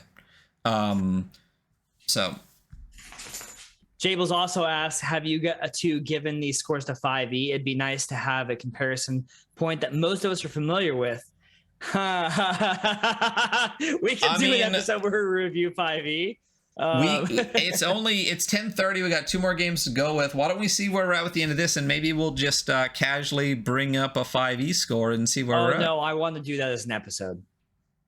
Okay, it's not going to take 3 hours to do a 5 score rating on 5e, and also I feel like they could get taken down in terms of service or some of the things that we're going to say. We're going to be switching over to Into the Odd, which Hunter said was his game of the year. Into the Odd is currently my game of the year, y'all. Well, currently your favorite in December. It doesn't mean 11 months of... Listen, it's your game. You say what you want to say about it. It's my game of the year. We ran our first session, and we've been doing like mini sessions over Discord. And I fucking love this game. I do. It's got so few rules in it, and the rules work so well, and it allows me a lot of freedom to do other weird shit with it. Okay, cool. Into the Odd. So Into the Odd is it already exists. This is this is Into the Odd remastered. There you go. Into the Odd remastered with Chris McDowell and Johan Noor doing the art, which Johan Noor doing fucking art. Fucking man. So Into the Odd is definitely a really it's great. I mean, it's great. So I want to play it so bad. Again, we talked about Into the Odd as it feels like, and now that you've played it, I think you agreed. How it felt reading it was it did not feel like a combat game. It felt like an exploration game. Which is funny because, after playing combat was actually like a ton of fun. It was so fast. And so, but yes, it's not a combat game. It is not saying that it's not fun. Just saying that the way the rules were written, it doesn't feel like the emphasis is combat. Which 5th edition... It is nice that it was fun, though. You know what I mean? Oh, no, God, it has to be fun. But if you look at a game like 5th edition, 85% of the rule set is combat. So,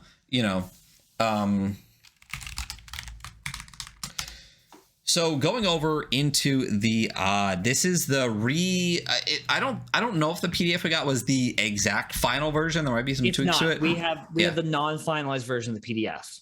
So there could be some tweaks and stuff like that to it too. But as far as art and style goes, we originally gave it a 4. This to me, what are your thoughts? Because as we went through the book, the art that's in it is great. It reminded me almost of Necronautilus and Warpland a little bit, where there were pages that were just art. Yes. You know what I mean? So there are a lot of pages on here where there is some and I listened to a bunch of Chris McDowell stuff because I was really into this game when it was coming out. There's a lot of pages that just have text that's very centered and maybe just some color along the sides or like almost nothing. And it's a very purposeful design decision to make the rules very, very easy to intake. And so there's not quite as much art as there possibly could be. The art that is here is really fantastic, and there's still like quite a bit of it. And it really sets this like really bizarro tone that is very appropriate for like the game and the setting. So that's when we get into, and I think we talked about this before, where it's going to be really hard for a game to get a really high score in art and style and layout and function, because I feel like they're almost antithetical a little bit. Because what you're saying is a benefit is that you have these like very plain, very easy to read words and rules and stuff on pages with less art. Yeah, but I think the art that's here is really fantastic. I mean, I think. What did we give Lancer for its art score? That's exactly what popped into my head too.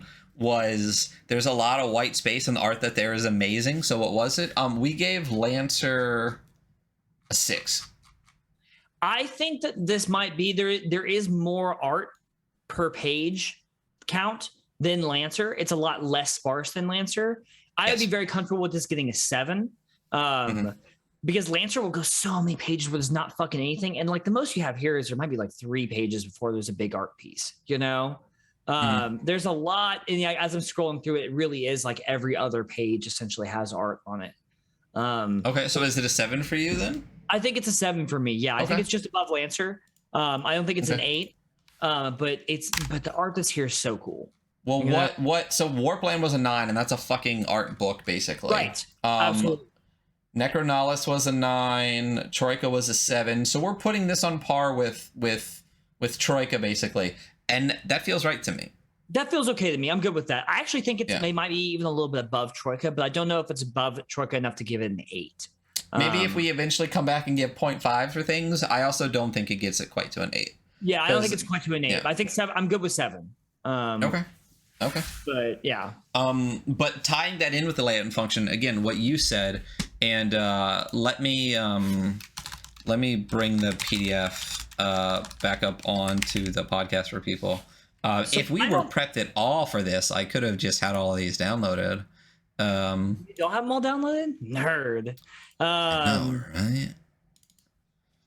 Yeah, so while you pull it up, I'll give my this is the non-final PDF. I do not know if the final PDF will be hyperlinked, and if it is, Ryan and I might quietly come back and bump up the score because that is a big deal.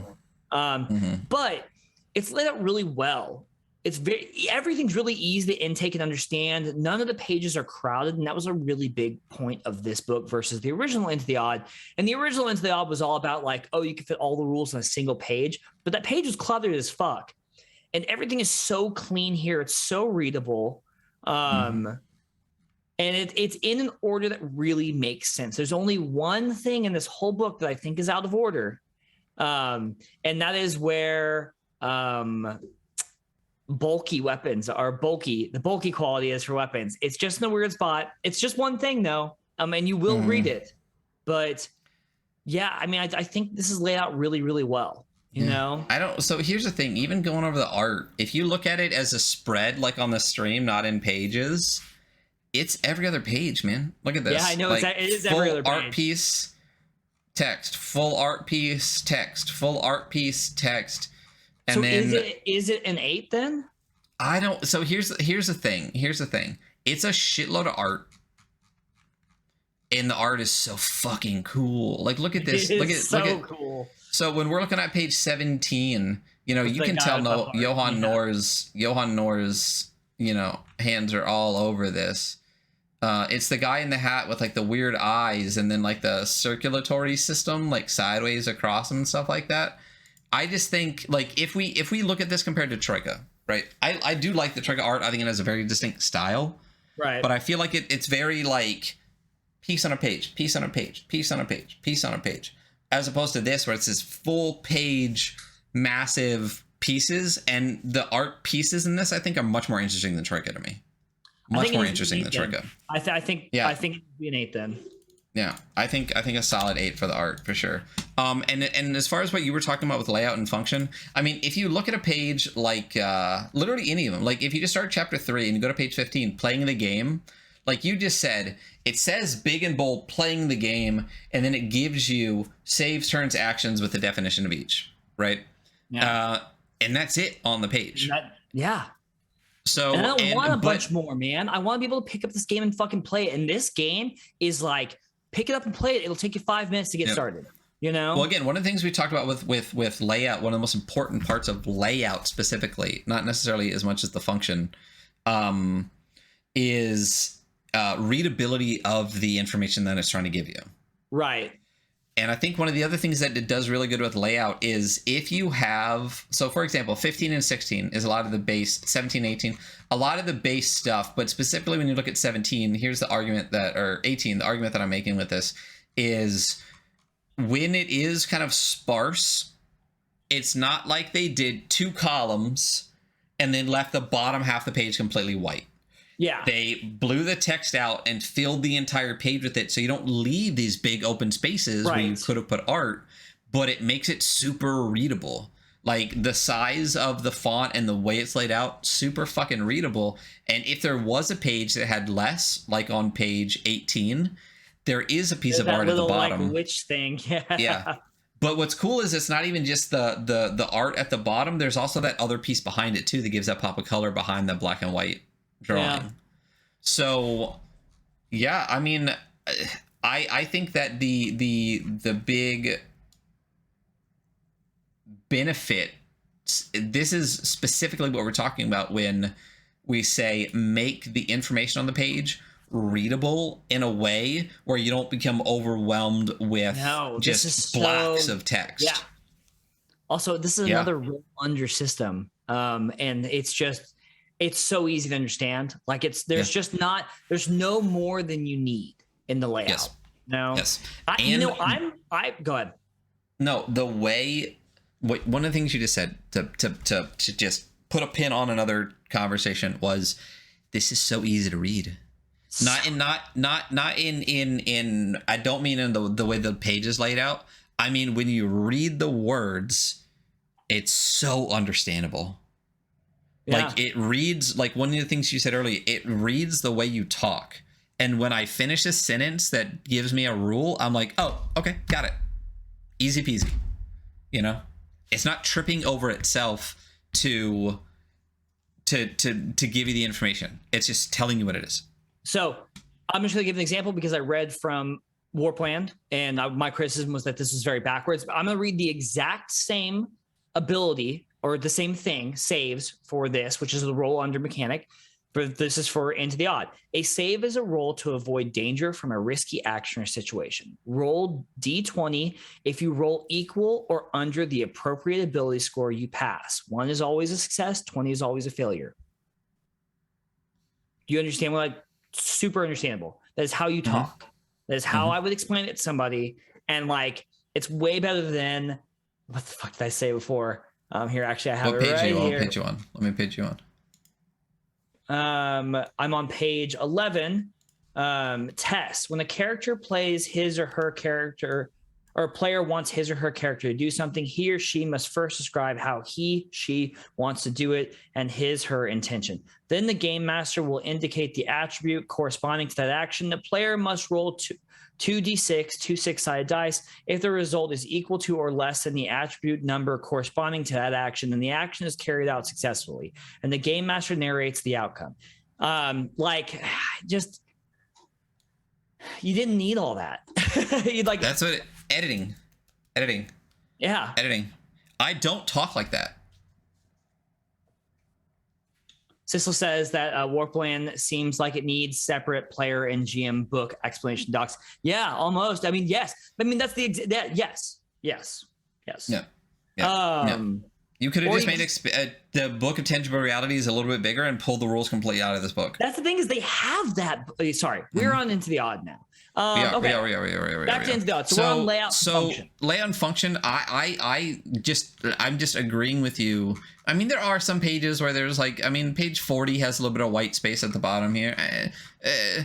But honestly, the amount of art, how often something like that happens, and then right next to it, there's a massive piece of art on art and style. I don't think we're getting knocks for that. As far as layout and function, I think this is the definition of keep a page readable. Yeah, I do too.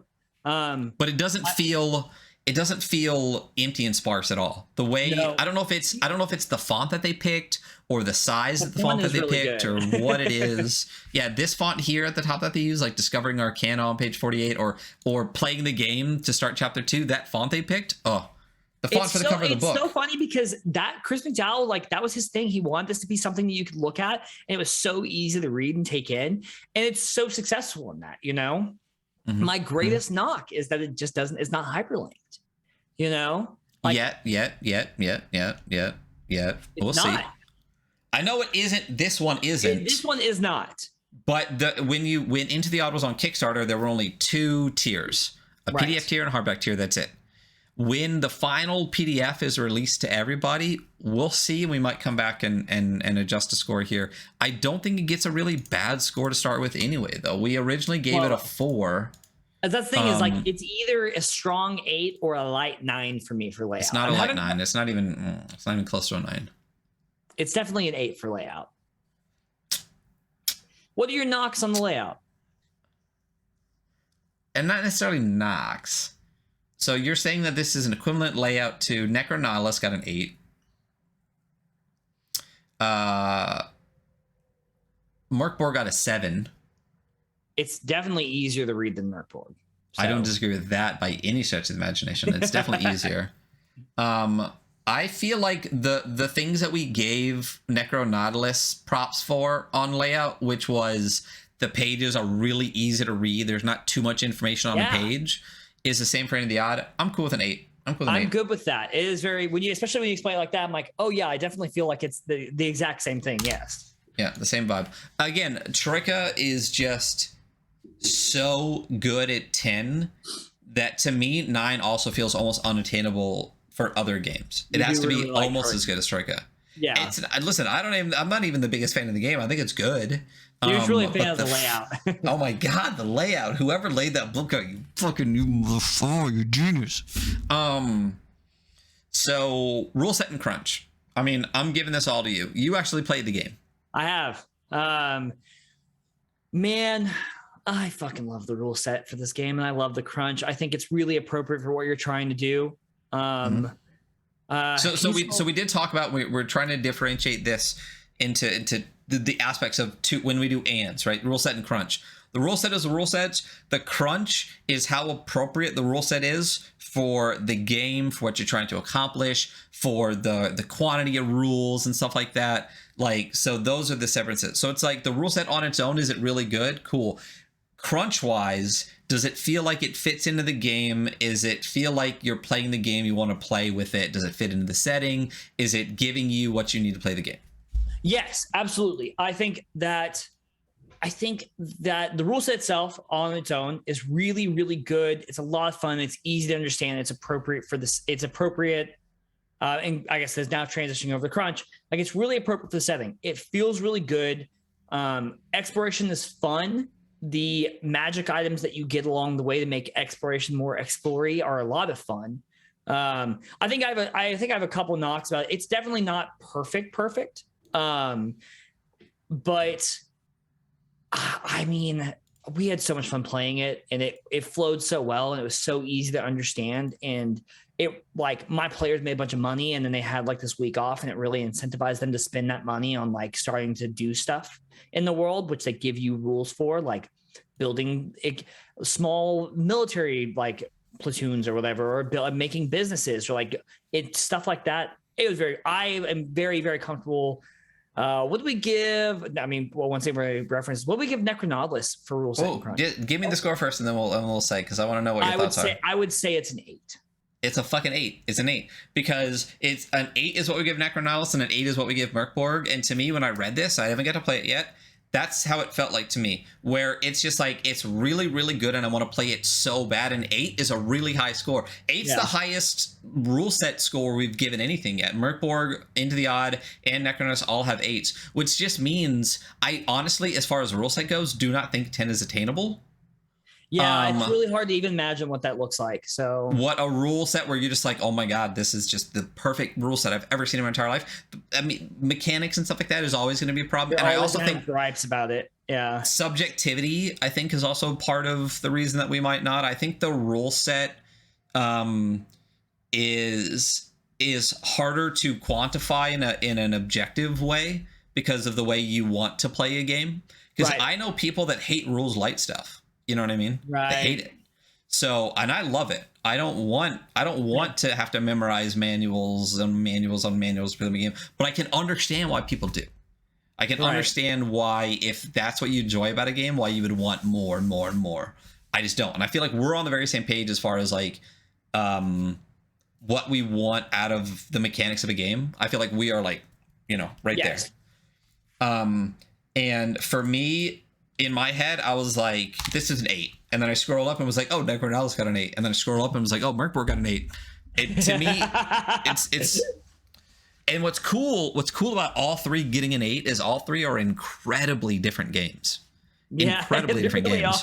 It's a way D20, different. D20 player facing roles versus like it's a 2d6, but in a very different way. I've never seen a 2d6 system done the way that Adam Bass did Necronihilus. And then you have this like roll under system, which this is weird, kind of like magic exists, but not kind of 8. So originality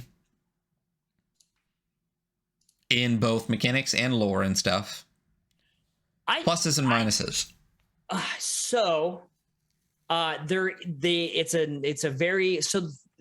There is lore in Into the Odd, and there is lore in this book that describes the setting, but there's not a lot, because the point is that my Bastion land, right, my Bastion, which is the main city, is going to be a lot different from Ryan's Bastion.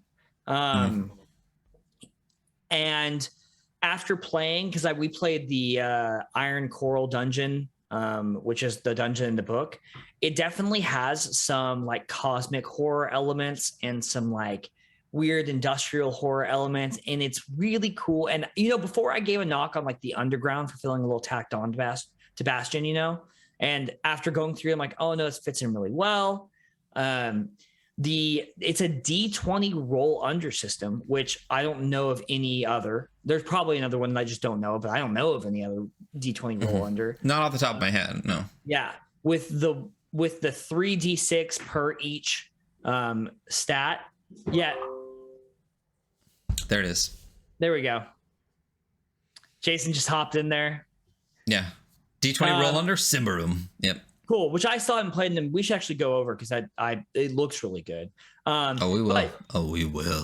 So I mean, it's another 8. This game's gonna go from all 4s to all 8s. I know, and I'm not gonna hate on it. I don't disagree with you. I think one of my favorite things about it, and maybe I'm wrong again. First of all, Bastionland ties in with it, right? There's a whole fucking book for Bastionland. Yes. One of my favorite things about it is the way that magic works, because I could be completely wrong. There aren't any magic users in the world, right? No. But so it's these arcana, these magic items that you have. I love that. I love that. They're so unbelievably cool. And the arcana themselves are amazing. You could build entire campaigns around one of them. Yeah, and like you don't need like magic items in so many games are like, oh, you do more damage, or hey, you shoot fire now. And these are like, oh no, when you touch the floor, you can make a hole in it that you can walk through, and if you go through it, it closes behind you. Or like any surface, oh yeah, no, sorry, you can like phase through objects. Like it gives you interact with the world in different ways. It makes exploration. It gives another dimension to exploration, which is a main like mechanic of the game, is main focus of the game. So actually it reinforces like the game.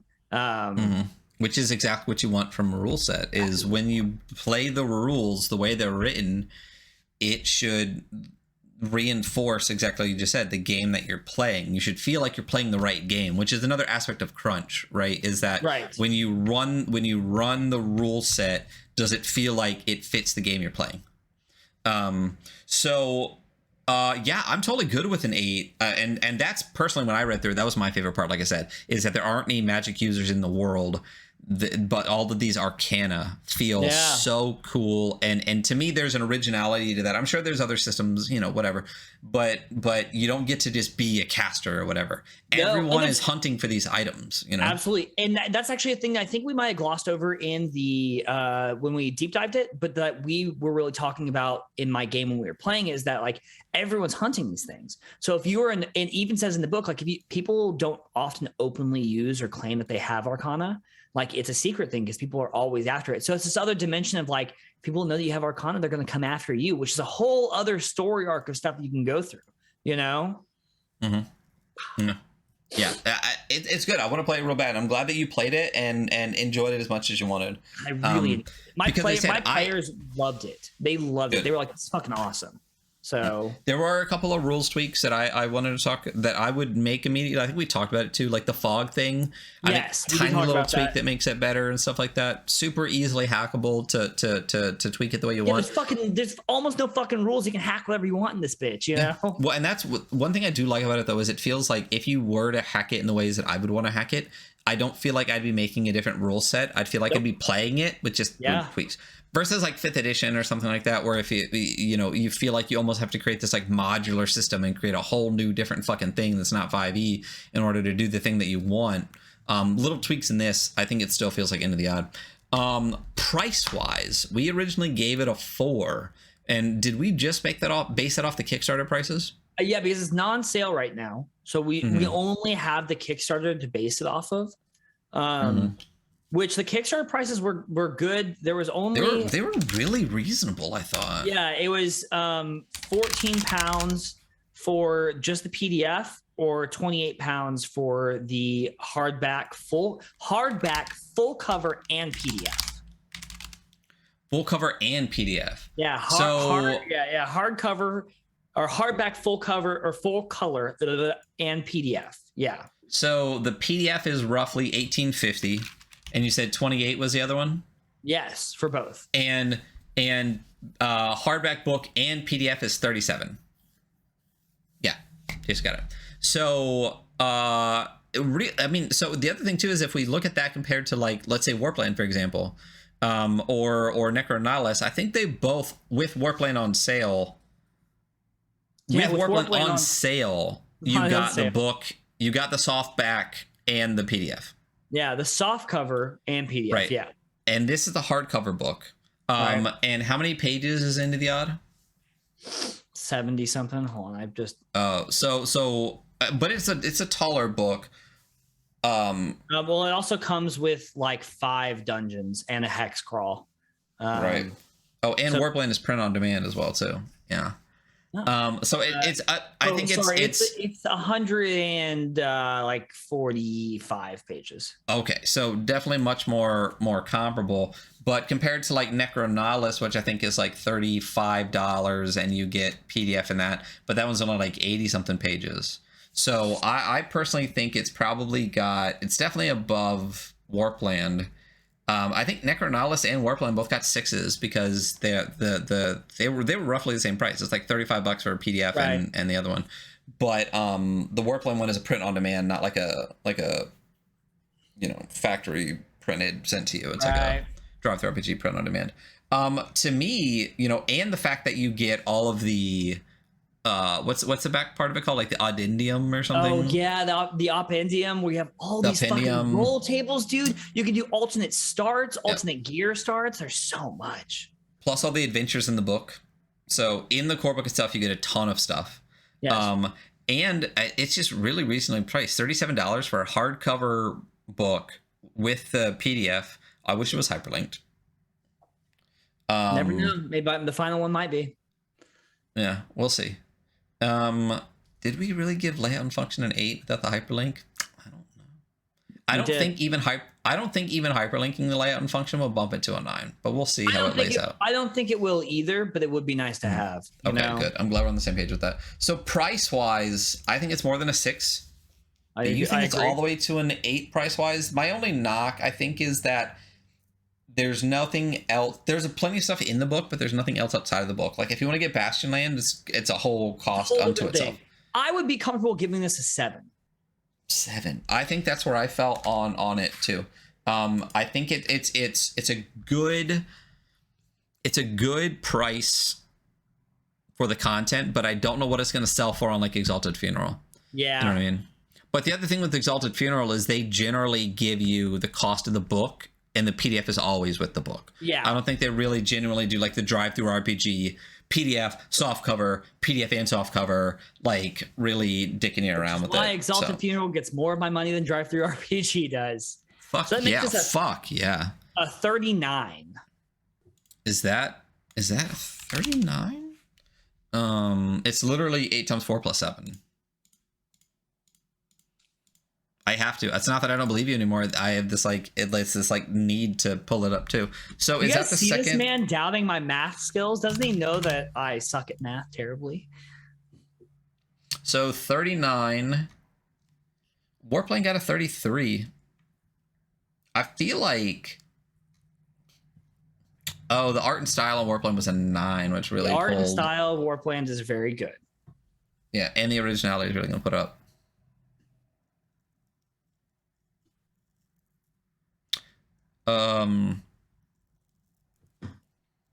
Just Jason said, just curious, any reason why you aren't doing a total average, meaning you'd have a total scale of 10?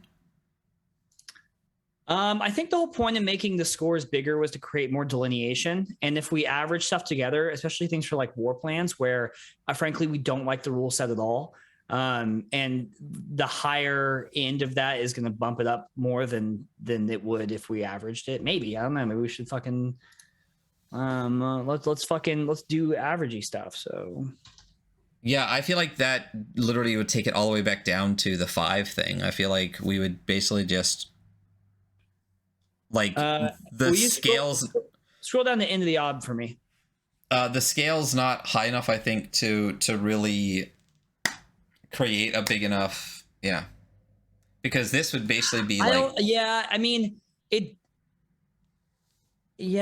like it. It just doesn't create enough delineation. I think we the point of moving to a bigger scale score was to make it more granular, so that we could be yeah.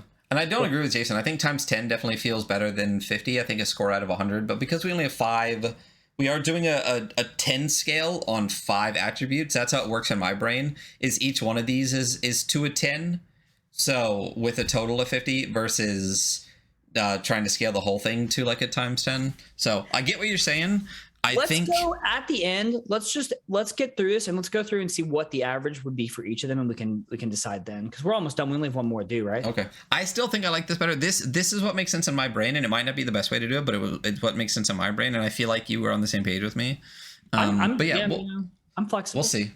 Okay, so the final one is Casket Land. Oh, I wanted to look at. So wait a minute. 39. What is the? So Necronautilus got a 41. Compared to the 39 from Into the Odd. Its originality really bumped it up as well. So Into the Odd is the 3rd highest scored game right now. Murkborg is on a 44. Necronautilus got a 41, and this got a 39, which is 6 points higher than Warplan, which feels a lot better than it did before. Yeah. So Casket Land, I played Casket Land before off stream, and then we played Kruwash, the adventure, on stream. So I've played plenty of Casket Land. So this is my Into the Odd, because I've actually played it a little bit more. So looking at the scores, it looks like we were pretty hard on the layout and function, but I think that was valid. So we'll talk about that. But art and style, I mean, it's so good. You know, when you actually look at Casket Land and Marie Anger and everything like that, one of the things that is most important to me in art that's in a book and art and style is that it evokes the game that you're trying to do. Yeah. And fuck does Casket Land do that. I mean, her art style, I mean, it's so good. Even when you look at the image of this background here, this is actually an image from Homestead, not from Kruwash. But it's so good. And I love the way she does like the clouds with that like kind of like it's like comic booky kind of like mesh stuff. Yeah, totally. You know what I mean? It's like filled in by like a little grid. Yeah, it's so good. I mean, to me, art and style wise, I mean, this is gonna be your Into the Odds, so you're gonna really take the. I know, but you can look at the art. I mean, that's the one that we can look at subjectively together. It is. Really good. So Warpland, Necronautilus, those got 9s. Murkborg got a 10. Troika got a 7. For me, I'm about with Into the Odd. I think to me it's an 8. I'm good with giving it an 8. There is a lot of art here. There's very few. I'm in Homestead. So maybe I should be in a different book. But let's go to the rules. Crew Wash is actually more art dense than Homestead was, actually. And it's a bigger book. Any of it, like the art's really well used, very evocative of the setting. You know, there is enough open space where I like it, but also there's not a lot of space. Like you really only go like maybe a page or two without art at any one point in time. And there's a lot of that like smaller on the bottom of the page art, or like mid page, there's like a shovel or something. Yeah. I think it's actually very hard to find a page that doesn't have at least a piece of art, because even like this right here, you have just a little thing to fill in the spaces. Something. I think 8's really good. Cool. I'm good with an 8. So layout and function. We went hard on this, and I think we were validly hard on it because we were valid. There's a lot of stuff that's like it's in weird places, or like they reference stuff that's not ever explained after on, or there's like a bunch of status effects that like you're like, okay, what does this do? It's like, well, you need the whatever fucking thing you had that I don't have that isn't digital. The GM screen from the original Kickstarter. Otherwise, you don't know what any of the status effects are. But I think my biggest knock is I think the layout itself, if we're going to separate them two, I think the layout is good to me. Right. Like, it's easy to read. When you look at one page, boom, super easy to read. Functionality, it's terrible. It's really bad. It's really bad. It's really bad. It's really bad. Like you said, like it's hard to. If I didn't bring up a PDF and Control F my way through it, I would have no fucking clue where shit is. You know, I would have no clue where stuff is. And that's one of the biggest problems with it. And you know, and we only went through like the base PDF, and that's not even going through like the actual adventures themselves and stuff like that. No, we went through survivors as well. We went through like the character class one as well. Okay, yeah, but the core material, not the adventures and things like that. But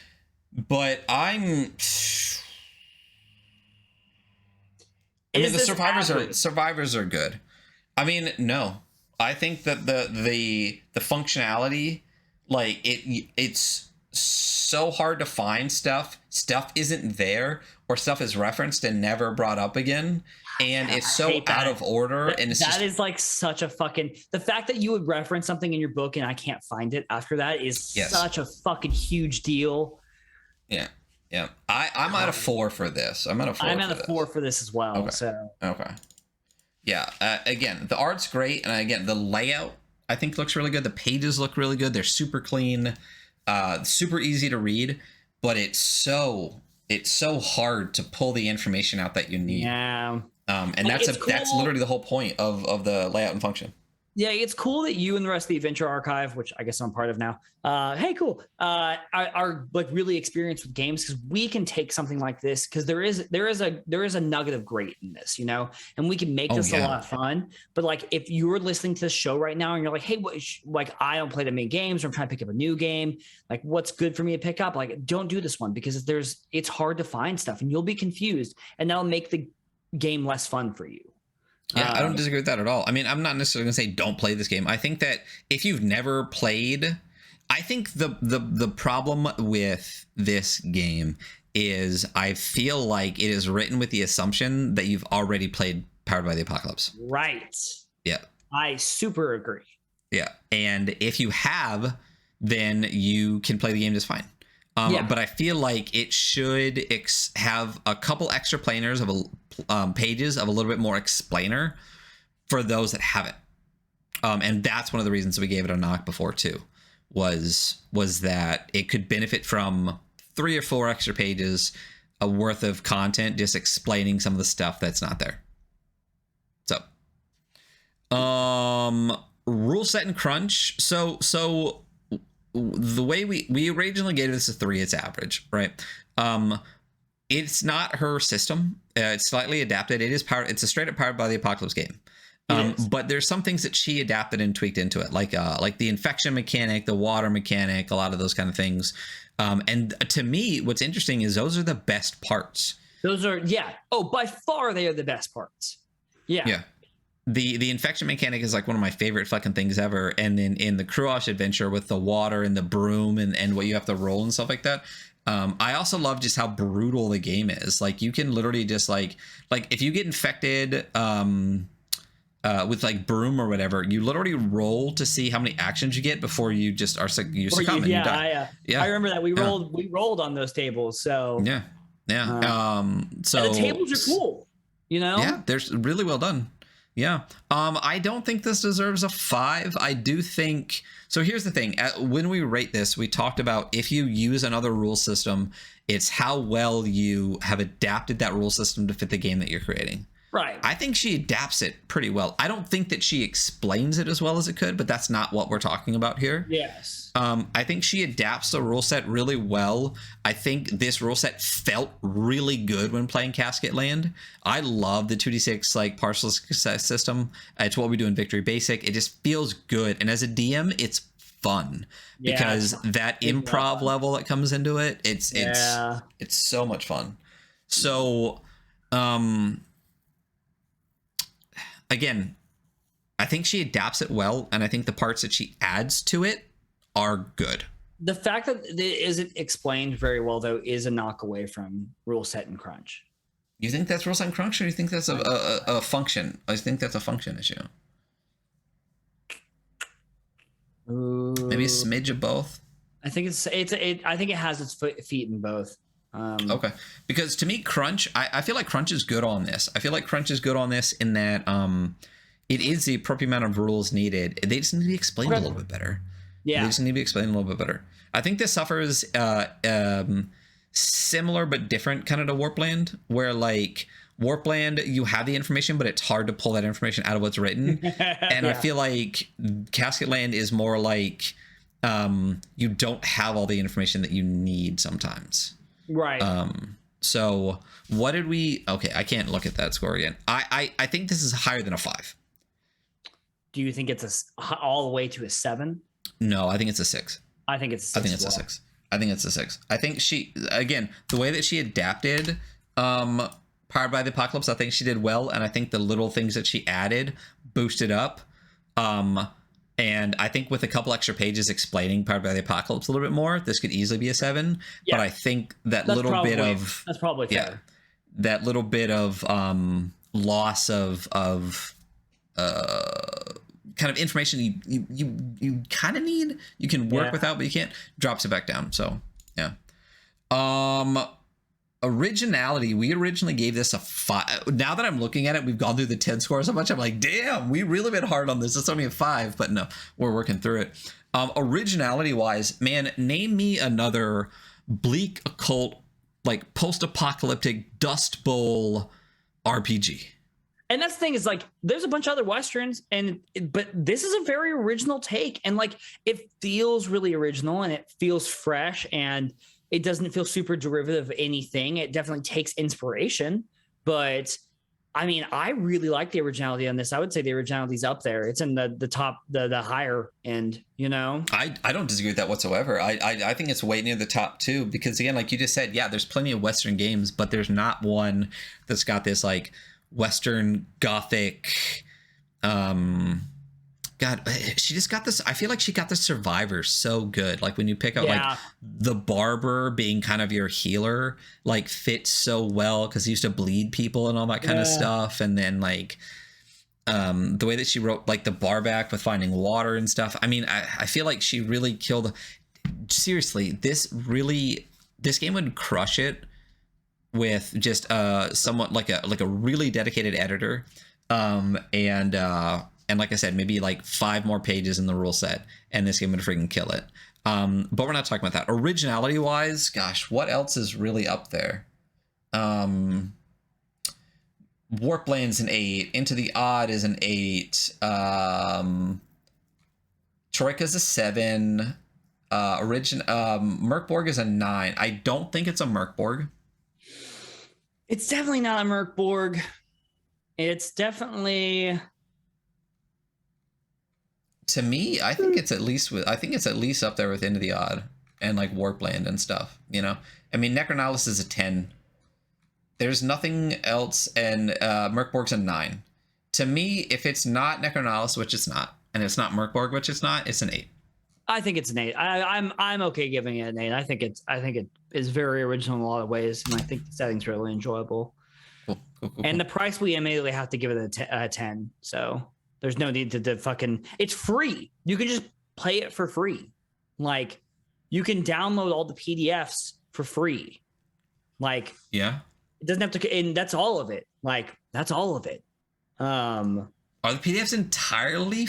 I think we did talk about this. I fucking got them for free. So the Vivers are free. The core rules are free, and I think if you just want PDFs of the adventures, they're only $5 each. Right. Sorry. Core rules are free. And then they're $5 for the PDFs, man. So you could get all the rules you need to run the game and 2 adventures for $10. Yeah, you That's really insane. could. It's got to be a 10. It's not even a question on a 10. I mean, I was gonna argue a little bit, then I was like, well, I completely forgot that that most of the game is free. Yeah, you have to pay. Yeah, I mean, you can make up your own adventure right now and just fucking not pay $10 and just, you know. So, and Murkborg is the only other one that they got a 10 on that, and Murkborg's also the only one that got 2 10s in the whole system. So, so looking at the math for that,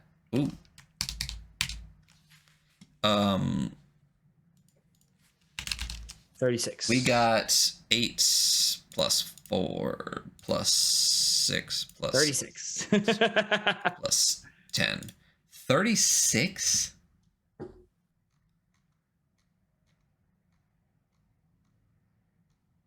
This guy. So it's on the same level as Troika, which feels okay to me. Actually, that kind of feels okay to me as well. Yeah. I don't know, man. It's Into the Odd really suffers from not like blowing anything out of the water.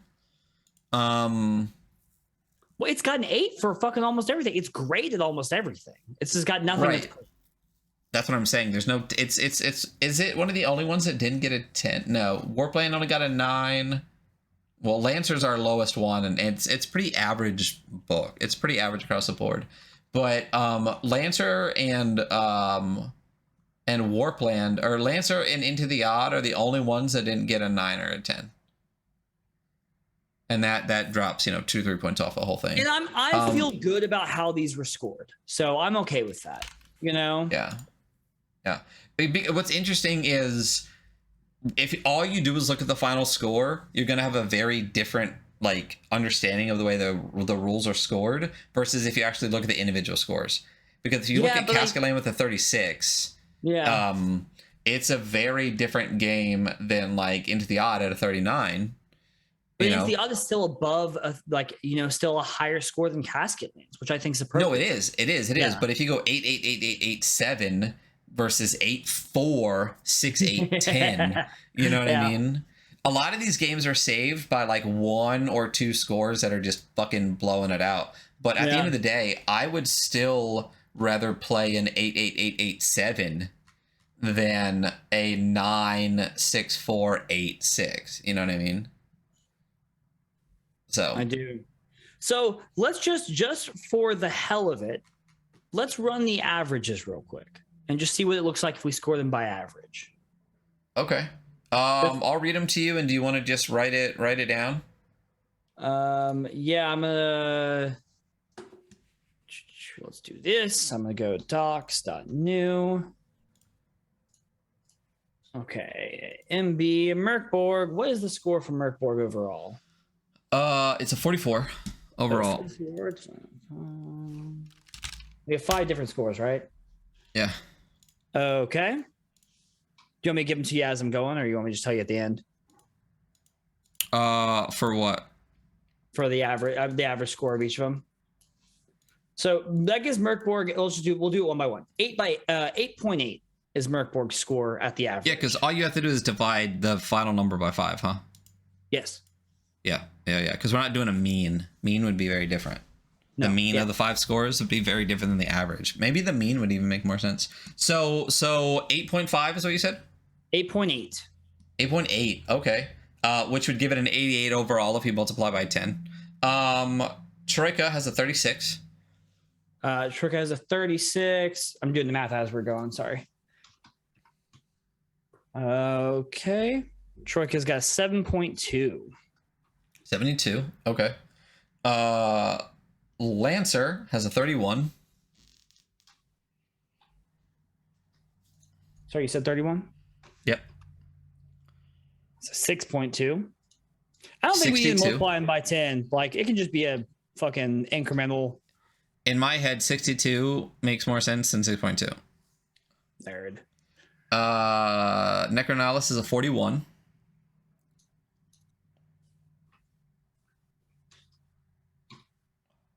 So an 8.2. Okay. Warpland is a 33. You said 33. Yep. So 6.6. Into the Odd is a 39. Well, I'm writing these down on my end too.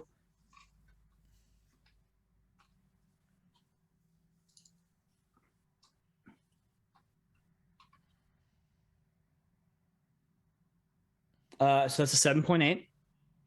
And then Cascaland is a 36.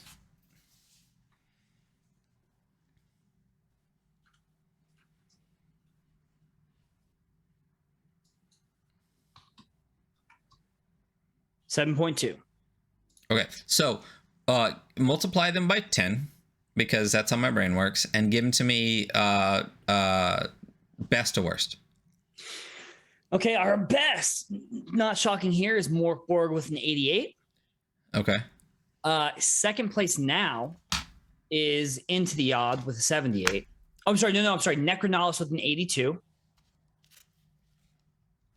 Okay. Third best is now Into the Odd with a 7.8. Okay. Casket Lands and Troika are actually tied for a 72. Okay. What's after 72? Then we have Warplans that has a 66. Okay. And then Lancer has a 62.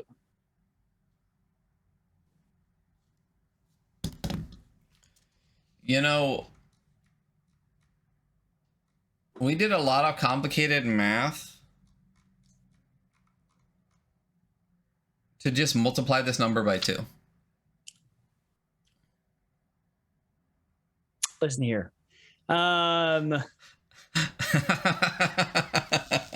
mean, I'm not doing it by 100. I'm doing it by average. But you are making. I know, but it's the same. But it's the same. If we average, yeah, we literally just made it out of 100 because we're fucking idiots. Shut up. Yeah, we're fucking idiots. I'm tired. Okay. I just want to say I was a straight A student in I wasn't. like middle school, high school. Like I never got the only B's. The only things less than an A I ever got in 12 years of schooling were in math and Spanish. So not my strong suit. But yeah, basically we're just saying out of 100 score. So it doesn't matter. Long story short, Murkborg is number 1 with our current score at a 44 out of 50. What did we say was number 2? Necronautilus. I think that's completely valid. Necronautilus is number 2 with a score of a 41. Number 3 is Into the Odd with a score of a 39. Number 4 is both Casket Lands and Troika coming in with a 36. I don't think it.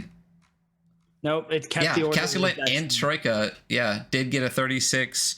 Warplan got we accomplished nothing. We did nothing. Yeah. We're gonna cut all this in post. So sorry, I might actually on this one. Warplan got a 33.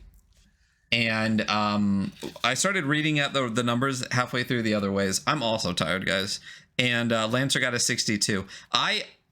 No, they didn't. Lancer got in our scores a 31. I think the spread on this is a lot better because I think our lowest are in the 5 system. I think our lowest is a 17 and our highest was like a 23. And now it's a 31 to a 44. yes. That's a huge difference, and I think that feels a lot better. That feels a lot better. The only way to spread these numbers even farther would be to do like a fucking 20 scale on each one so that times 5 scores gives you 100, and we don't need to be getting that ticky-tacky with it. So anyway, I don't feel like that's wrong on any of these. Hey, buddy. I think Jason's catching the rest on the VOD. Yeah, I don't feel like that's. I'm not surprised by any of this. I'm not either. Actually, this worked out. This worked exactly how we thought it was going to, and it worked well. So. Yep. Didn't we say it was going to be a short episode? It ended up being the longest one we've ever won. The longest one we've ever done, with one like 2-minute break to pee, and then we've been going for 3.5 hours. So yeah, I mean, just like an overall final. What are your any surprises? I mean, we scored it already, but any takeaways from this? I feel like we did make some slight adjustments and hindsight kind really of benefited some of these games. Castellan's got a lot of benefit from hindsight, and I think actually even Warplane's got a little bit of a bump. I do. So yeah, again, I do want to preface Warplane again by saying, if you watch our original VOD, I think the last like 5 minutes of the VOD is us basically going, I would play the shit out of this game. The art's amazing. The lore's amazing. Yeah, it's really good. Yeah, it's just, again, we are not, and here's the other thing too. We need to remember that, or everyone out there in podcast land needs to remember, there's subjective opinions from two assholes. Yeah, that we're are fucking stupid. Generally tired. Yeah, and remember that, guys. It takes no courage to be a critic. Any asshole can be a critic. Yeah. So yeah, we're critics. So, but subjectively, again, we've talked about this before. Different rule sets just appeal to different people. It's very true. And again, I think to put that pin in Warplane a little bit more, it's not necessarily the rules we don't like. It's just the way they're explained. Yeah. I think I would like the rules a lot more Yeah. if they were explained better. I don't think it's ever a system that I'm ever going to be like falling in love with, but I do think there is greatness in that, like in there, you know. It is a different way to do. What I love 2d6 systems, and we could just make list and list and list of 2d6 systems, because you got Powered by the Apocalypse, which is partial success. You got Necronalis, which does that weird like tie versus opposite end thing. Necronalis has a layer to it there. You know, you got this, which is like I think this is like the roll under system with the 2d6, which is really, really cool. You got a lot of really interesting things you can do with 2 fucking dice. Play craps. I'm not in love with the rule set. I don't think it's bad. I think it's totally viable. I'm just not super in love with the way it's explained. And that's the last time I think we really need to talk about this one. Unless something else comes out, because we don't need to keep repeating that over and over again. So yeah, I'm not surprised by anything. I do think some games got a little bumps up. I do think fewer, but some games did get maybe like a bump down in 1 or 2 things. I think I'm really Lancer happy. got bumped down a couple times, and I think that's incredibly appropriate. Listen, guys, of all the games that we've reviewed objectively, Lancer might actually be the worst one. It's still pretty good. That's the thing, is I would play it, even I think that's part of a factor of us picking really fucking good games to play. We always pick like really good games. Our next favorite game. Yeah. Not saying that Lancer's a bad game by any stretch of imagination. Let's not forget that a 25 across the board is an average game. Yes. If we literally like, man, this game is super average, an average game is still a completely viable game to play, and this got a 31.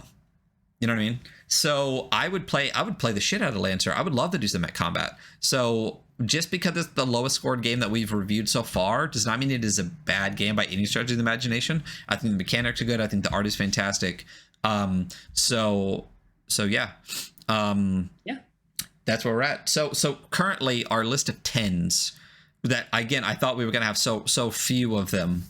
Murkborg got a 10 on art and style and price. Troika got a 10 on layout and function.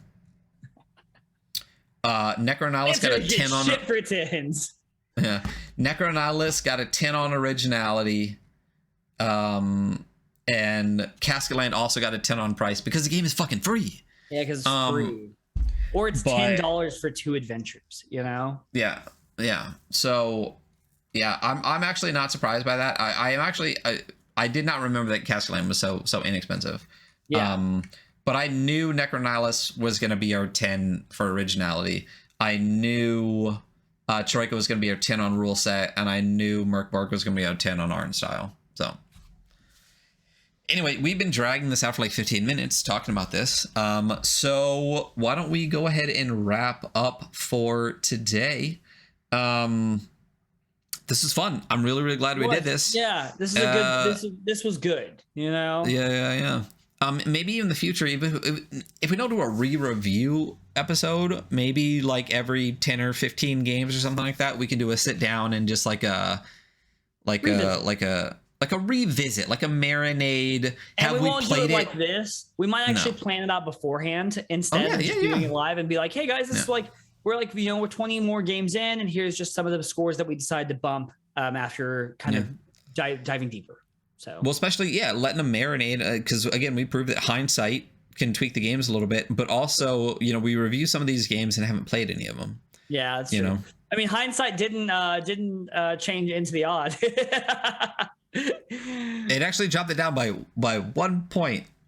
Yeah, that's true. 44444888887. But yeah, so that is our 10th episode of the Weekly Scroll. That is our re-review special. If you are listening to this in podcast land, baby, yeah, woo! If you're listening to this in podcast land, do us a favor. If the podcast you're listening to allows you to rate us, drop us a 5 because we're kind of cool. And if you're listening to us on YouTube, thanks for also watching us and our faces in the VOD. And check us out over on The Adventure Archive on twitch.tv/The Adventure Archive. Please we play like and subscribe if you're on YouTube. Yeah. We would love to see more of you. Oh, absolutely. Over here on the Adventure Archive, which the Weekly Scroll is a part of, we do a lot of other games. We run a bunch of Murkborg, Thursdays with Jason. We do a lot of other games as well. We're currently running Victory Basic, written by the just incomparable Source of Victory. I got my Dark Kingdoms, which is our evil game on Wednesdays. Mondays right now we're doing Mycelium Madness. We're trying to always have 3 games going. And then maybe a 1-shot a month. That's our goal. So check us out. I feel like we're all right at this. We're getting there. We're slowly getting better at this. We definitely are better than we were. And then, tomorrow we'll be better than we were today. And that's all we can ask for. That and God, Exactly. So thank you all for listening. Hunter, this was super fun. I'm glad we did this. It was fun. And for those listening, we've already decided next week we are going to be doing Ark, the Doom tabletop game. Yeah, the Doom tabletop. Is it fantasy? I should read it. I don't know. I'm tired. All right. We're going to head out. Hunter, you're the fucking man. Everyone out there, we will see you next week. Thank you so much. Have a good day. Farewell.